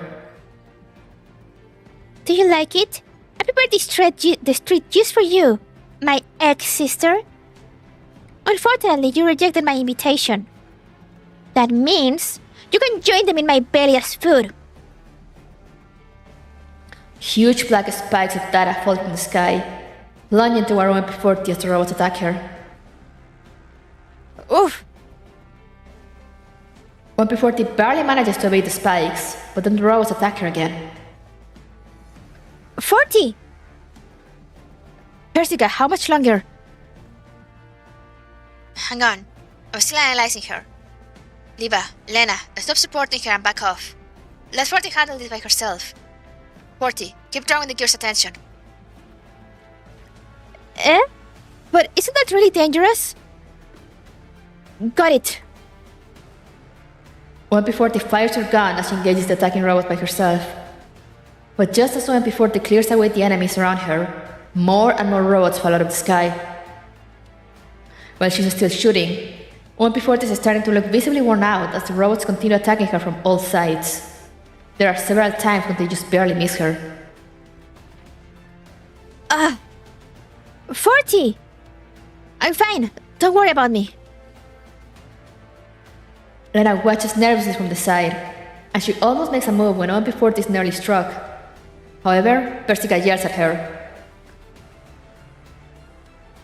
Lena, stay back. But 40? Persica, what are you doing? How much longer do I have to wait? Persica doesn't answer. She only started to scream instantly while typing rapidly. It's okay. I can still hold out. OMP40 manages to smile cheerfully at Liva from inside the pack of robots. So relax, Liva. Just think of yourself as my guardian angel this time round. Trust me, the battle will be over soon. 40. While the rational part of her knows Persica must have some reason for doing all this, Liva finds herself subconsciously taking a step forward anyway, as she keeps her eyes trained on OMP40's form. Liva's hands curl up into fists as she watches 40's petite shape rolling, shooting, and ducking through an endless horde of enemies. Was this how 40 felt in the past whenever she watched her fight? All she could do was wait outside the battlefield and watch. Any support she could give was limited to Liva's nerve cloud, but a real battlefield is a truly dangerous place. 40. If we get through this, I promise that next time we're going to truly fight side by side in reality. After who knows how long, Persica finally speaks over the comm channel again. Right, I finally figured it out. 40, you can fall back now. No. Lena, Liva, you guys move in and help 40. What? While she's still confused about what's going on, Lena has already rushed in. Liva follows closely behind her and helps to support OMP40. The surrounding robots are swiftly cleared away once the three of them counterattack together. Now that she has some breathing room at last, 1P40 asks Persica a question. Phew. Thanks. So, what exactly was going on back there, Persica? Ho ho.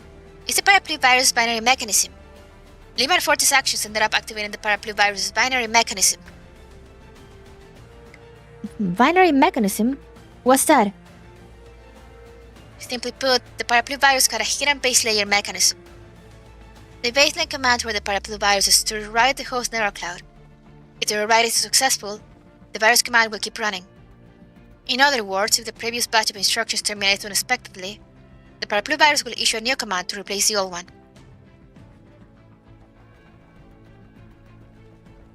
The previous batch?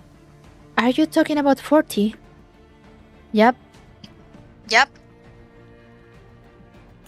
The OMP40 discovered in Liva's level 3 was the initial virtual persona generated by the virus.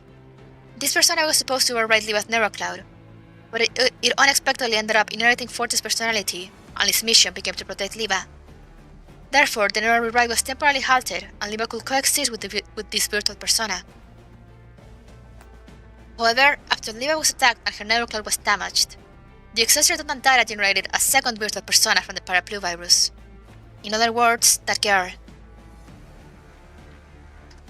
Thanks to the characteristic of the paraplu virus, the rewrite order triggered again, and the extra data began affecting Liva's neurocloud. And so, Fortis sealed my core away to protect my neurocloud. Yup, that's right. Given the changes in that persona's data, both the girl and Fortis started out similar forms of data that originated from the paraplu virus, which left both sides unable to attack each other. Naturally, she treated Fortis as a friend and instinctively tried to get close to her. Oh, no wonder she kept trying to talk to 40. But she didn't seem to be treating 40 as one of her own just now. Was that because of the binary mechanism? That's right. Once the accumulated paraplu virus data reached a certain level, the girl, as the latest spawn instance, replaced the previous 40 in the command hierarchy. He then received new orders and proceeded with the viral writing task. Meanwhile, 40, as a leftover from the previous batch of instructions, was no longer classified as part of paraplu and became junk code. Thanks to this binary mechanism, the OMP40 persona is no longer considered part of the virus. That's why the girl's attack on 40 were effective, and it's why 40 is now free. I'm... free? That's right. Normally, those infected by the paraplu virus are quickly overridden and their neuroclouds either burn out or fall under the control of paraplu. However, the fact that both 40 and Liva were resistant to the virus rewriting was what finally triggered this obscure, hidden mechanism.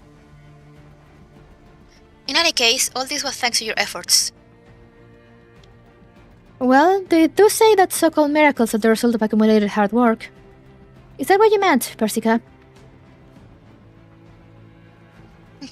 Perhaps. Persica pauses and smiles faintly before looking toward OMP40. However, the most important thing is that I need to congratulate you, 40. Since your designation as part of the paraplu virus was removed, and you are now considered junk code, I managed to extract all of your data that was originally entangled with that girl while she was attacking you. Persica, does that mean... It means that from now on, you're no longer part of the paraplu virus.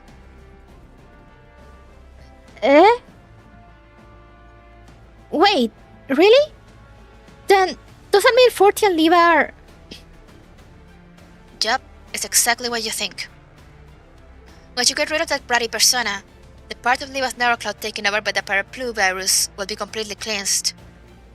In other words, we can solve Liva's and Fortis' issues without having to reset her OGA system. Let's go! Whoa, 40, look out! You shouldn't be spacing out on the battlefield even when you hear good news. Huh? Wait a minute, so... I don't have to die. Is that right? OMP40 is still shooting, but her tears won't stop flowing. Liva slides into place beside her and sees off the enemies in front of her. That's right, 40. But first, we have to deal with these annoying pests. Yep, that's right. From now on, we can't let that killer mess leave us narrow cloud up any further. Liva, 40, let's go! Crying, shaking. This banner thing is something mentioning as runners to create for this event. No, that... Oh, ew. That was brought up now.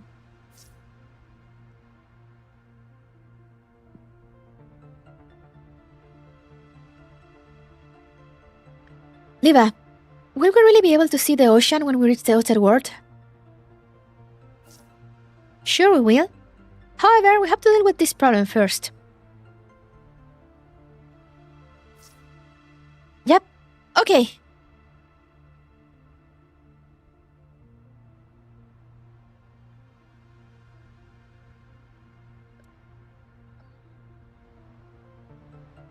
I need to have the three of them. 了解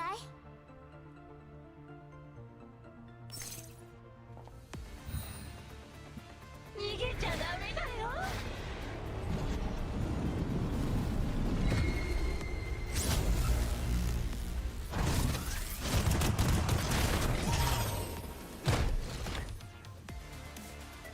But yeah, the paraplu virus was like super effective in Frontline 1.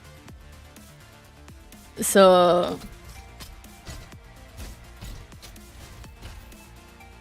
you know,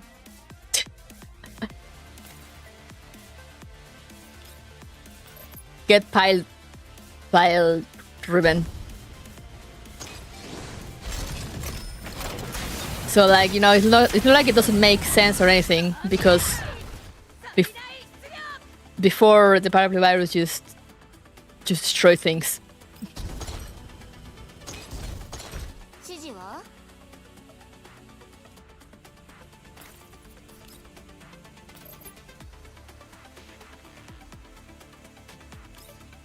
Wait, should I do this with...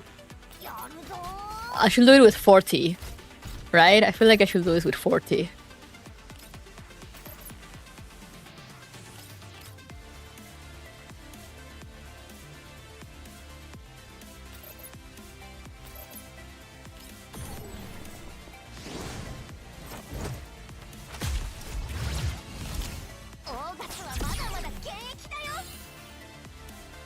We lost M16 to that damn virus. Did we? やるぞ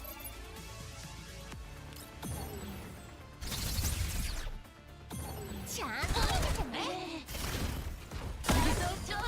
指示は There we go.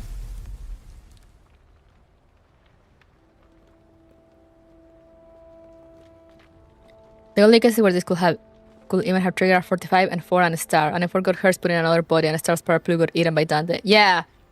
Yeah, star paraplu got eaten by Dante. And 4 is the one that developed more, but like it kind of turned into its own thing, and that's how Dante was born. M16 got cleansed by by you know all that went down. And technically 45, I guess 45 was the only one that technically still had like the paraplu virus around in her neural cloud in the form of 40.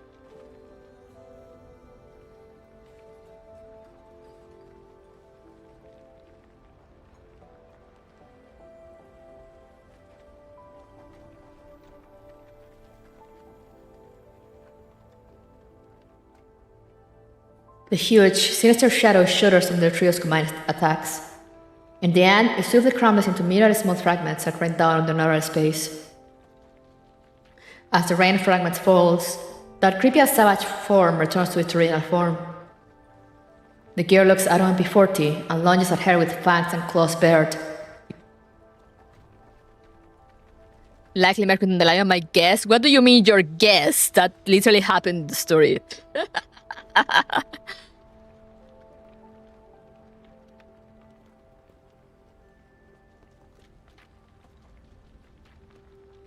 you're getting them mixed up because it was Stars August that Dandelion ate, and M16 got rid of hers in another way.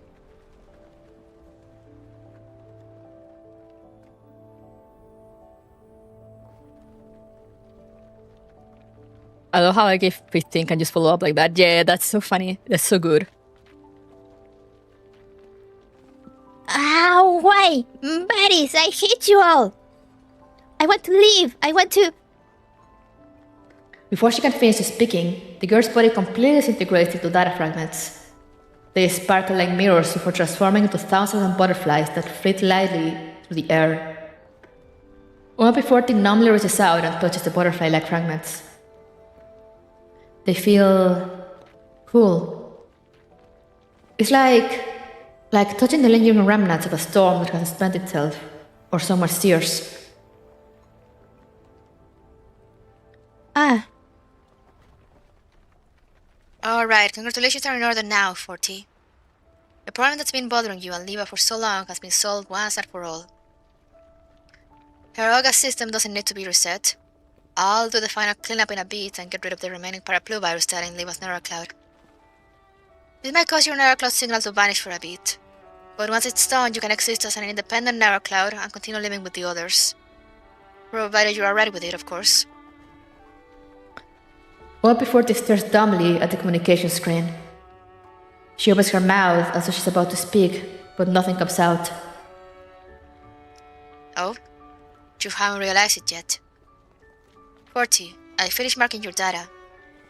What I'm saying is that the problem with the paraplu virus has been completely resolved, and there is no need to reset Liva's August system. Also, if you're willing, I can extract you from Liva's neural cloud and give you your own body so you can live independently as a doll. So, are you willing to accept, 40? 40? I am. Of course I'm willing to go through with it. OMP40 raises a hand, trying to wipe away the tears that won't stop falling. I've always wanted a frame and a name of my own. I wanted to live like a real, independent doll. To fight by everyone's side. To go to amusement parks and experience all the things I've longed to try for so long in this narrow space. But I never thought that a day like this would really come around. Not once. Liva, can I really do this? OMP40 tugs on Liva's hands.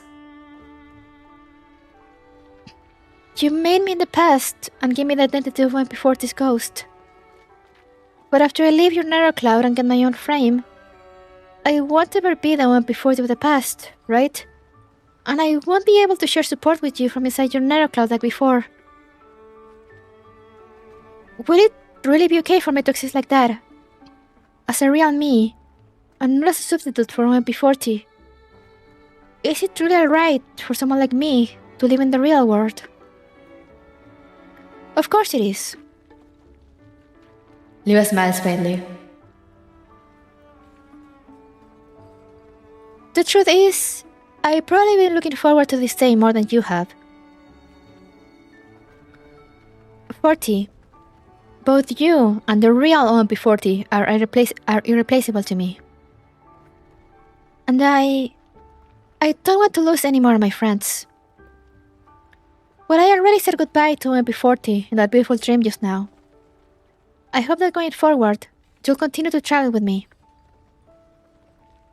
As yourself, and not as OMP40. Liva? OMP40 presses her hands tightly over her eyes. Data fragments fall from the sky, gathering on the ground like drops of rain from a great storm.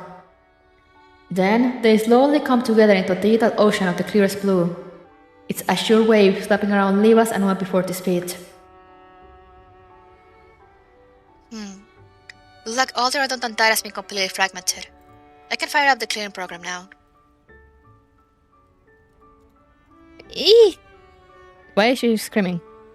As Persica hits the enter key, 1p40's body starts turning transparent. 40. In a while you'll... Say, Miss Persica, since everything on that side is pretty much wrapped up, I have a few questions for you. Could you start by taking a look at the report that you sent? Okay, fine. I'll be hanging up now. See you later. The transmission ends and the air goes quiet again. As 1p40 turns more and more transparent, she looks at Lena and Liva and smiles.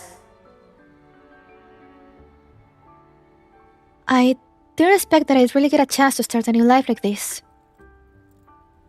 This is wonderful. We can fight side by side from now on, 40. Lena is so happy. This is so cute. As she looks at the sewing pair, Liva pinches her forehead in resignation. Surely a touching moment like this will be better marked with smiles, don't you think? Why don't we come up with a new name for 40? After all, you'll have to live on as your own person from now on. I suggest getting Lena her super naming sense to come up with it. Sure, I'm done with that. Lena picked your name of Liva, and it sounds great. Eh?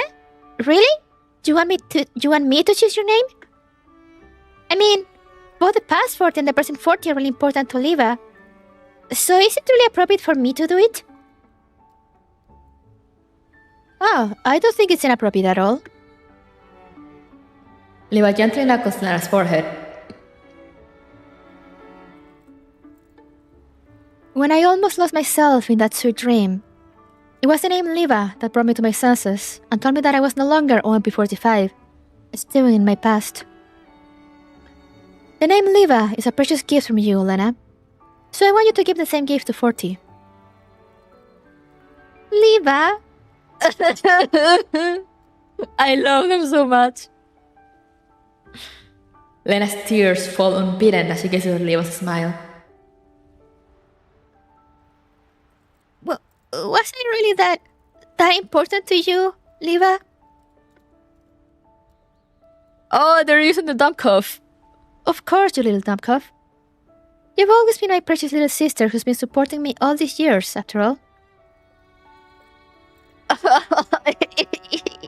I can't with these guys, I'm dying. Lena throws herself into Liva's embrace. 1p40 draws closer too as she wipes her tears away. When you're like this, it makes me want to cry too.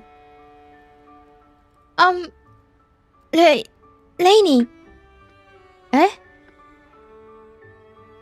Lena looks up from Liva's chest. She wipes her tears away and looks intently at 1p40. How about calling you Lainey from now on? Lainey means torch, or a bright shining light. Oh my god, is that what it means? I'm crying. That's because I hope you continue to light our way forward like a torch from now on, 40. But more importantly, it sounds like Liva and Lena, so that way we'll be like a real family. Guys, I'm crying. Guys.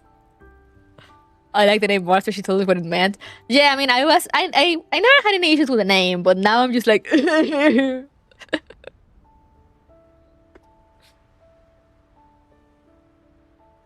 Lainey. I'm probably saying it bad, but you know. OMP40, or rather, Lainey's voice trails off because her eyes are brimming with tears again. She smiles, nodding vigorously at Lena. As the three of them smile through their tears, they embrace each other tightly by the side of the azure sea until Lainey completely fades away.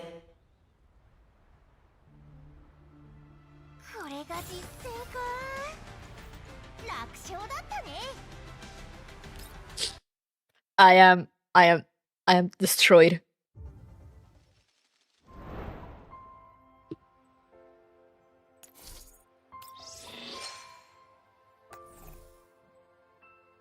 Let's get the last one out of the way. Extended promise.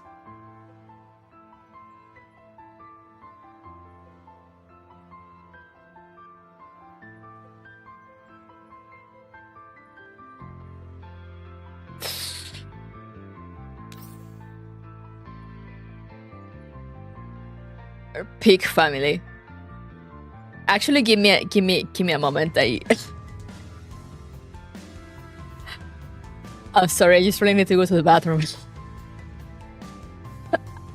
I'm not sure if I can survive the last node. So BRB.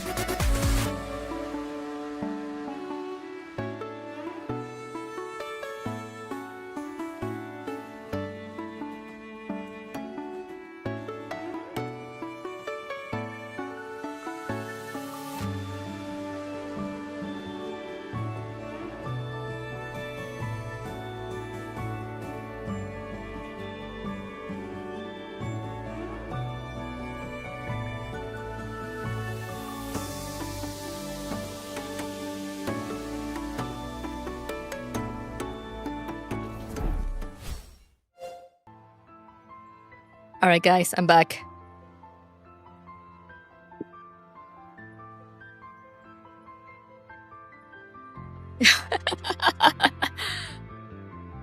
Also, look who's still here. Through all my crying and screaming, he's just been there.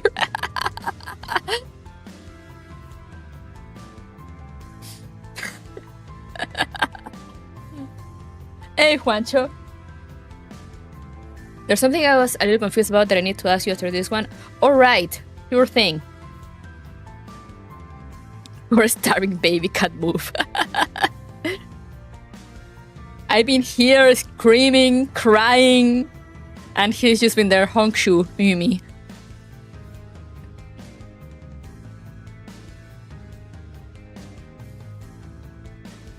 I really wish my throat wasn't fucking me up so I could read this better. But I mean, it is what it is. I did suffer from absolute family. Alright, time for the last one, for real.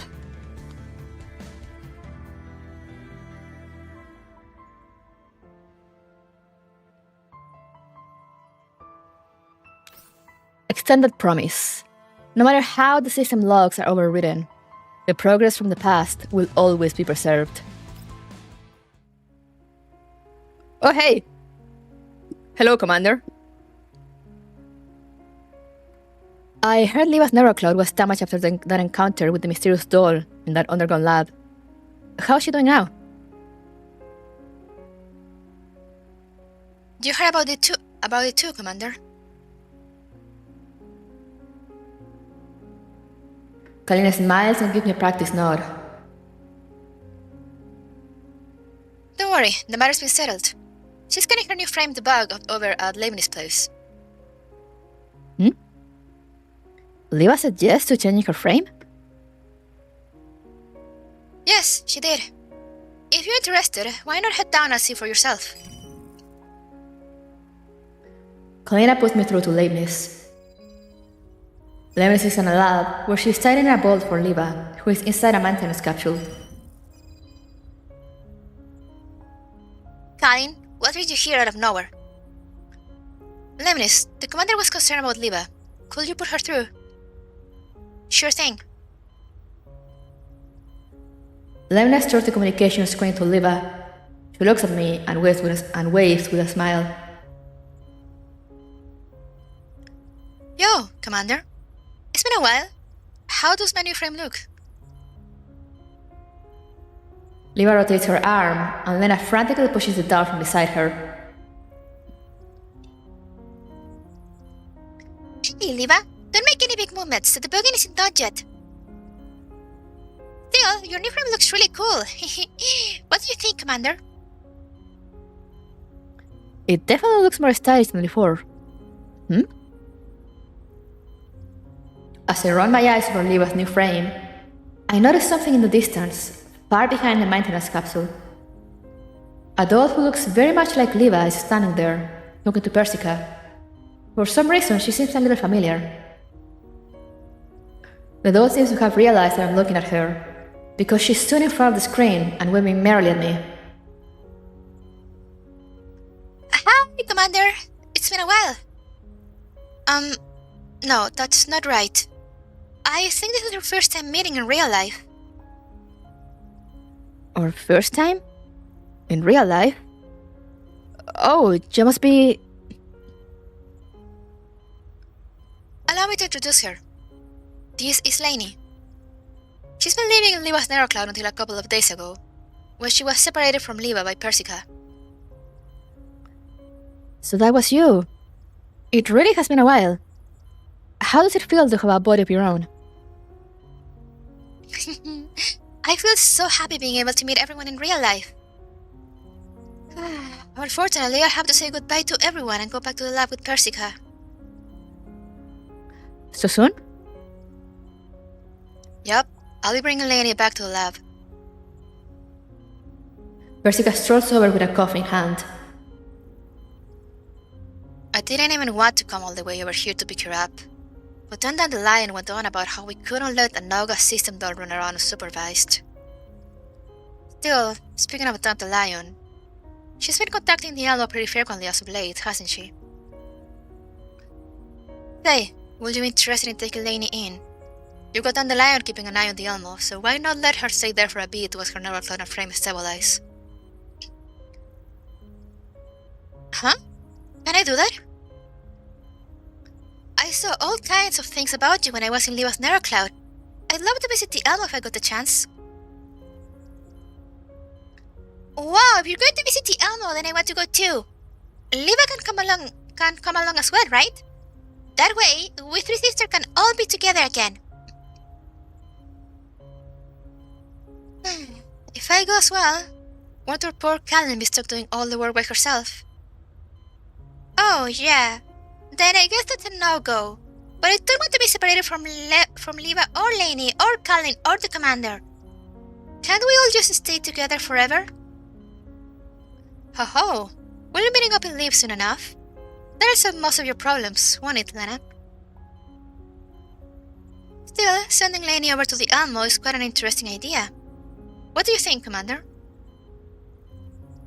You are almost welcome to come to the Elmo. That includes you too, Colin. Of course, that I'll probably have to wait until matters in Liv are taken care of. When the time comes, why don't you join us too, Persica? Huh? Please, no. It's not like I haven't been there before, and I'm not interested in painting a target on myself as I wander the countryside. Then you can go by yourself. It's a deal then. See you in the Elmo, Commander. Sometime later, after the last of the kings are finally worked out of Liva's new frame, Leonis gets to her feet. Right, it should be fine now. You just need to get used to how it handles in field conditions. What do you think, Miss Persica? Looks are right on my end too. Persica nods and turns to look at Lainey. Alright, let's go then, Lainey. We're leaving already? Lena tucks somewhat reluctantly on Lainey's hand. Lainey smiles and rubs Lena's head. Oh, it's not like we'll never see each other again. I'm just going to Persica's lab for observation. You can just call me anytime if you miss me. Yep. Liva walks over and pats Lena as well. And besides, we'll all be seeing each other again on the Elmo. Alright, then you have to make sure you keep in touch with Liva and me often, okay? I will. Alright then, Lena, Liva, I'll be off now. After waving happily to them, Lainey heads outside with Persica, with lamely trailing behind the latter. Miss Persica, when will you be coming again? I've got a lot of reports here on 3rd-gen Dull Neural Cloud research. There are a few things I need to ask you about. Reports, you say? Didn't you send them to me a while back? I sure did. Have a look. Lemonis holds her terminal high as she leaves the room. Lena waves non-stop at Lainey. Bathed in the bright sunlight, Lainey shrinks into the distance. Just before she completely disappears from Liva's view, her tiny silhouette suddenly turns back and waves to Liva. Liva raises her hand too and waves to Lainey in the distance. The sunlight is still pouring down. Its brilliance seems to illuminate everything, past, present, and future. That little figure in the distance, or perhaps the darkness is sleeping within the abyss. As Liva looks toward that receding shape, it feels like she's looking at a distant, sunnier, and higher place. She clenches her fist without saying a word. Horty, please watch me. No!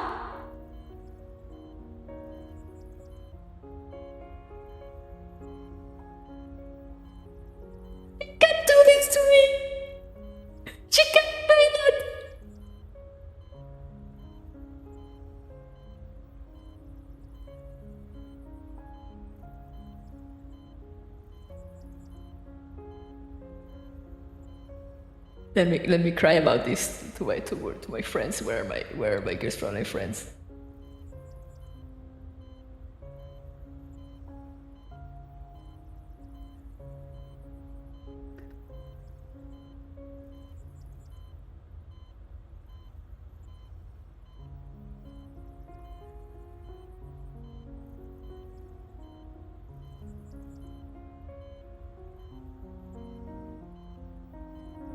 Alright, I'm done.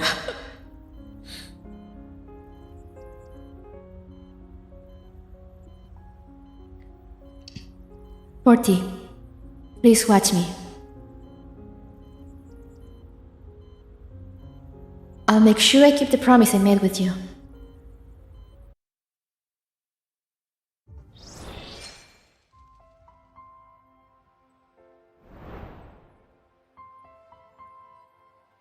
Crying, shaking, throwing up. What were you guys saying while I was crying, while I was reading?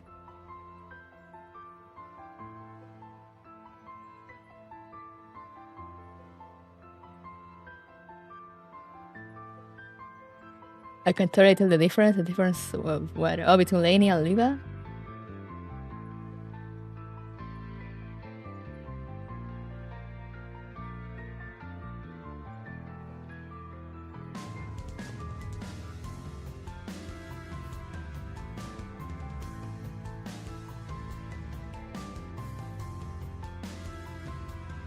On a scale of 1 to 10, is this absolute family? It is.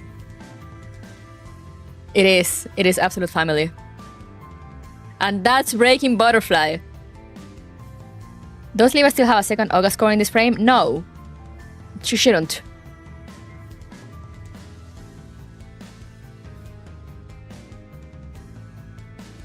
So does that happen right after or in the middle of the AK-15 story? This looks to be after Deep Oblivion. Which chronologically will be way before Corposant.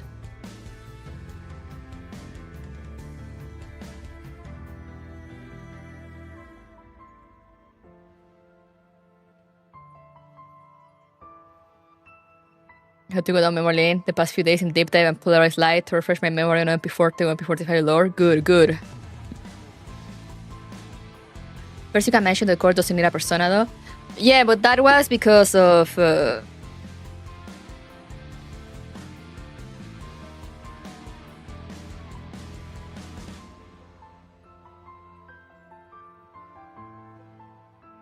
just because she was separating August. But that, like, she has August also because of her frame. Because she was, I guess, a Sanguis Fairy model. A Sanguis Fairy used the August protocol just in all their dolls. And the thing with 45 is that she could use both protocols, Sanguis Fairy and IOP. So what Persica was doing was basically just separate it, so it will function like as a second processor, I guess, or something like that for 45. But she was like, I can do that and like put the personality there, but like the core doesn't actually need a personality if you just want to like reset everything.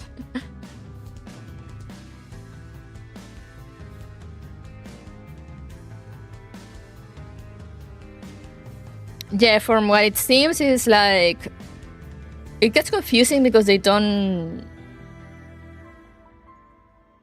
really use like the correct sprites. But up until now, the very end here, Liva should have been on her original 10-year-old frame. What kind of protocol did she use at the start of Corposant? Dolls don't really use protocols anymore. Now they just communicate by level 2.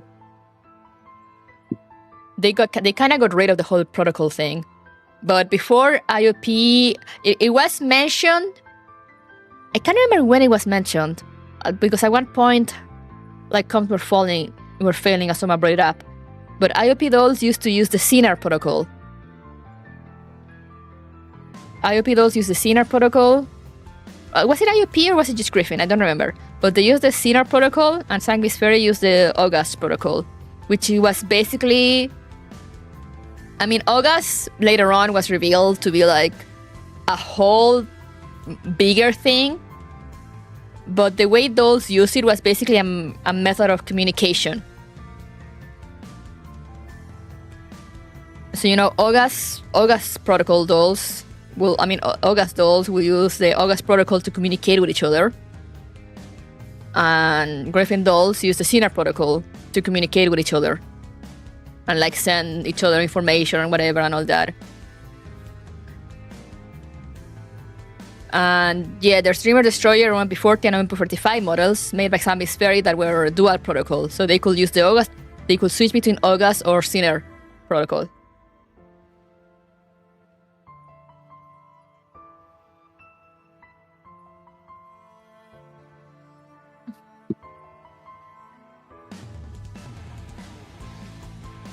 Which is also given as the reason why 45 paraploid infection was kind of weird.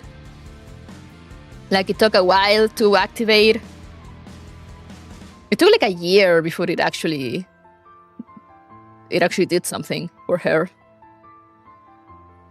But yeah, right now she will be one core only because she has a new frame now.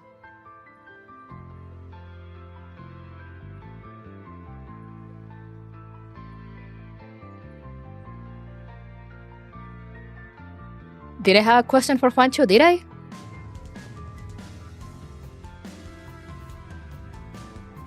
Liva truly the Linux of dolls? True.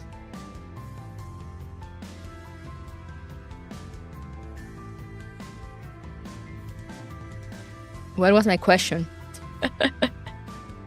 I said that when?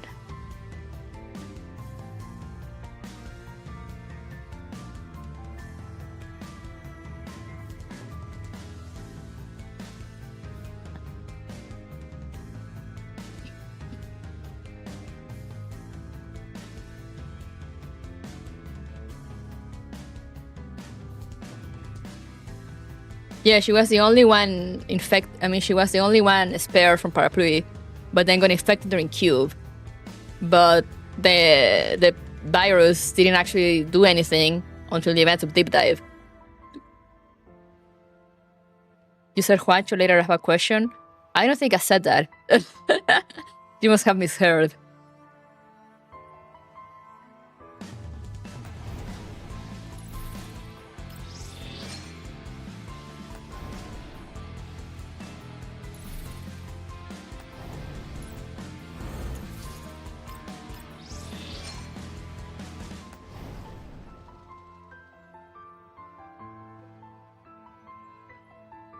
By the time that happens, Parapluie starts acting up, and then by the time her neural upgrades to herself, we truly see August 40. Yes, exactly.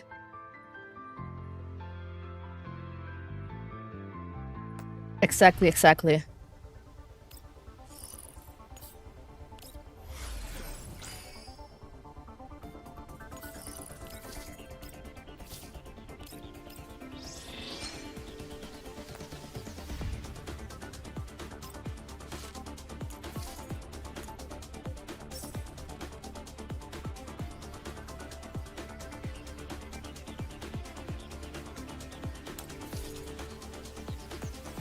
I'm sorry, Vector.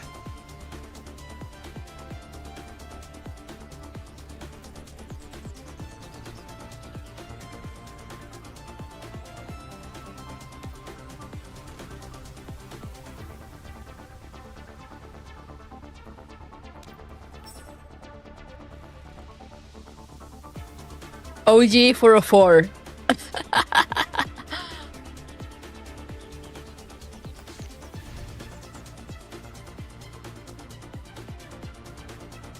It wasn't during the Harnar upgrade, it was Persica, which is kind of weird, but could also be a simple retcon.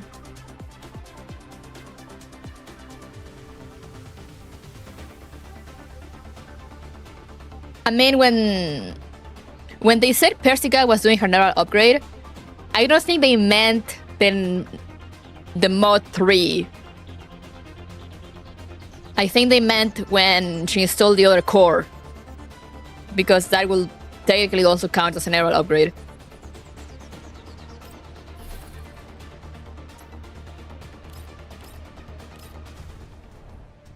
Based on 404 peel, I've always been 404 peeled ever since Cube.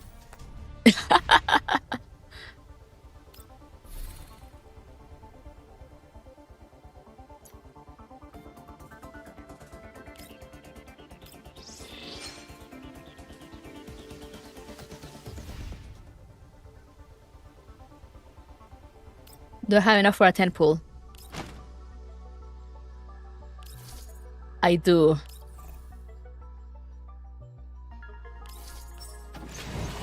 Fuck!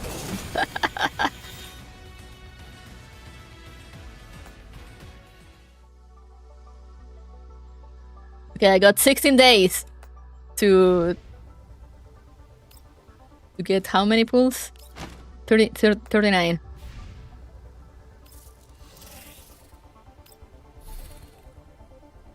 I wouldn't be confused if they didn't use her OG sprite. Yeah, it's just because they had their OG sprite. They made it's funny because they went through the work of doing the OG sprite and the OG sprite, which you had like the thing that said Griffin. But they didn't bother actually making like the mod 3 sprite to show her through like the different faces, I guess.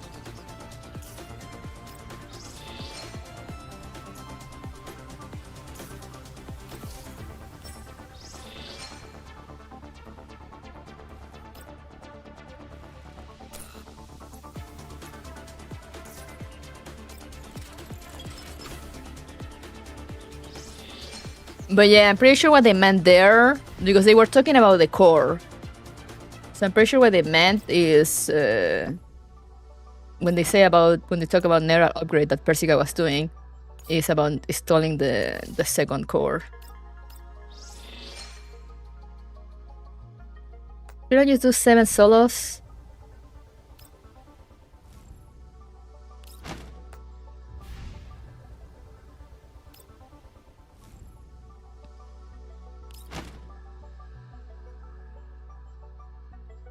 So, because I mean, neural upgrade doesn't necessarily mean the mod 3. It's just regular neural upgrade.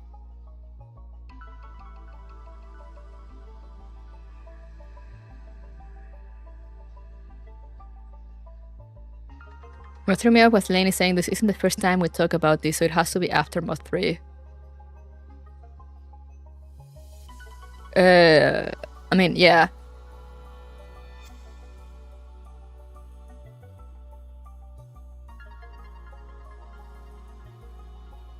Because yeah, 404 still uses DR services. I think with Persica doing their agrees to something official, even their public official government now they're saying, oh, I mean that's not the confusion Juancho had. It was just a thing of like, because they mentioned Persica doing the neural upgrade, but when she had her OG sprite. So, but that wasn't the mod 3 update that DR does in Run 1. It's just a newer one. A newer neural upgrade.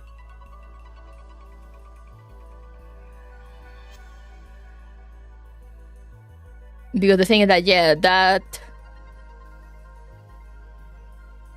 should be, they use the G sprite because I guess she still has her OG frame, but they don't use the mod 3 sprite. Because I mean, I guess they did say that her, she had managed to repair her frame more and more.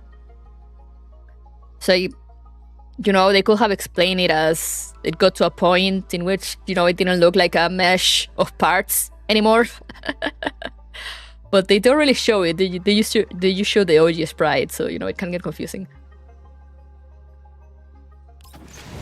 I'm gonna do solos.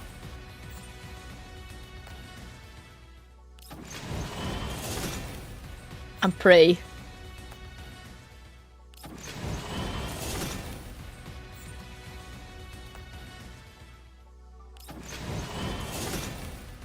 Wow, I see how it is.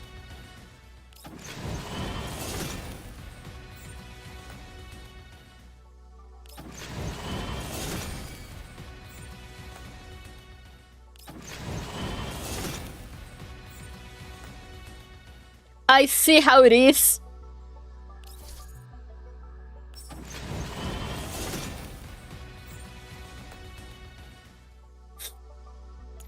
I see how it is.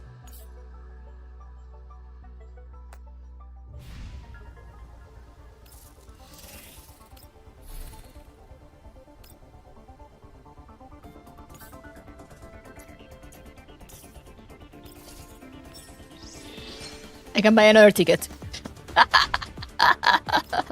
I can buy another ticket.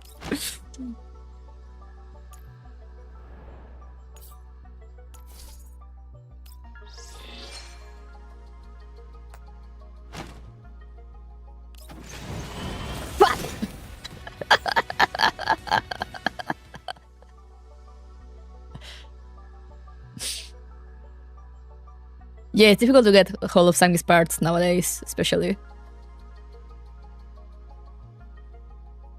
Yeah, I got the purple, so you know I'm not worried. Like as always, it's not the meta that worries me. I just like having their gun.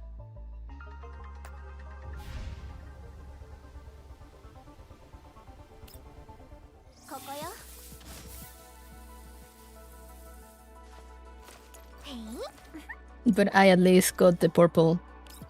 I'm gonna put the skin on it.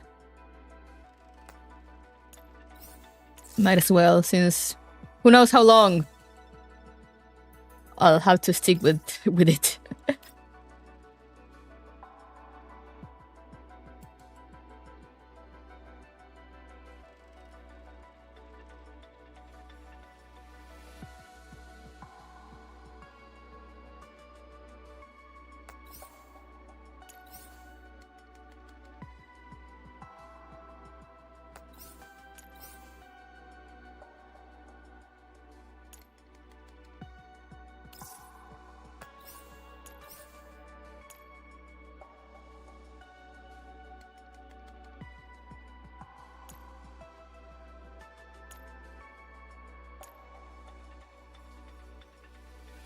No, it wasn't that. It was here.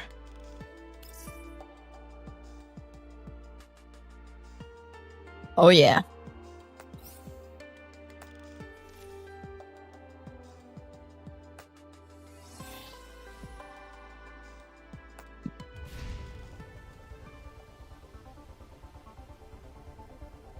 I sure Sopa got a collection of Sanguis fairy parts from way back 45 just could ask for a new arm. Honestly, yeah. Yeah, officially they do use the purple weapons.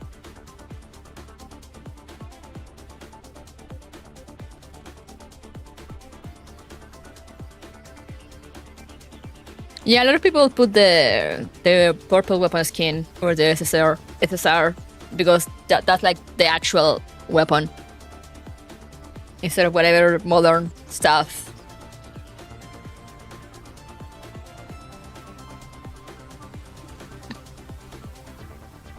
Mika has done.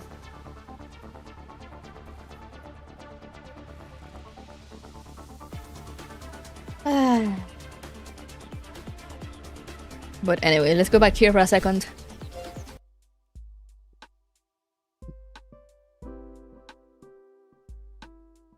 That was so good. I cried so much.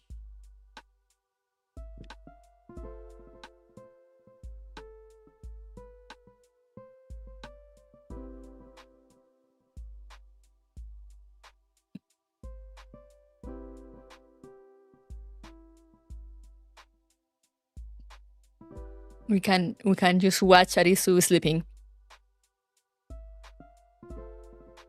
That was absolute family. Oh yeah. You need a good family with a camera shot. Yeah. It's true. I should try to do that on the Elmo.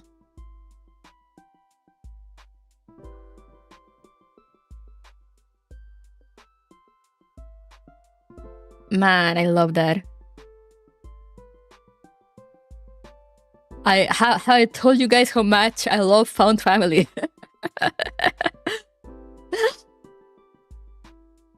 That was so good. Now it's just cat stream. Just look at my cat sleeping.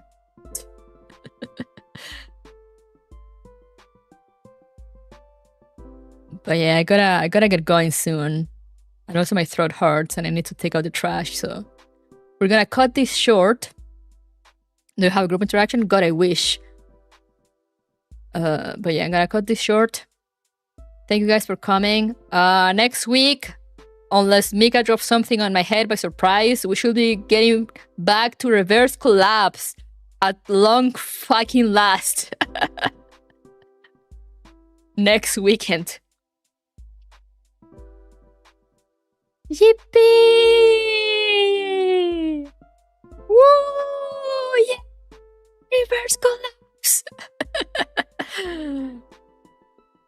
And also continuing reverse 1999 during the week. Hopefully I won't be dead. The Corposant 2. They just drop it out of nowhere. I forgot what happens to how to server. Don't worry, they do a recap when you load your saves. You know, we're good. We're good.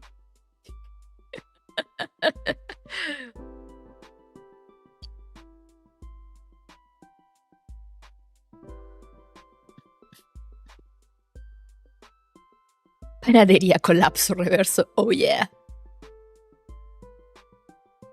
But yeah, also my throat hurts. So yeah, we're gonna cut this short.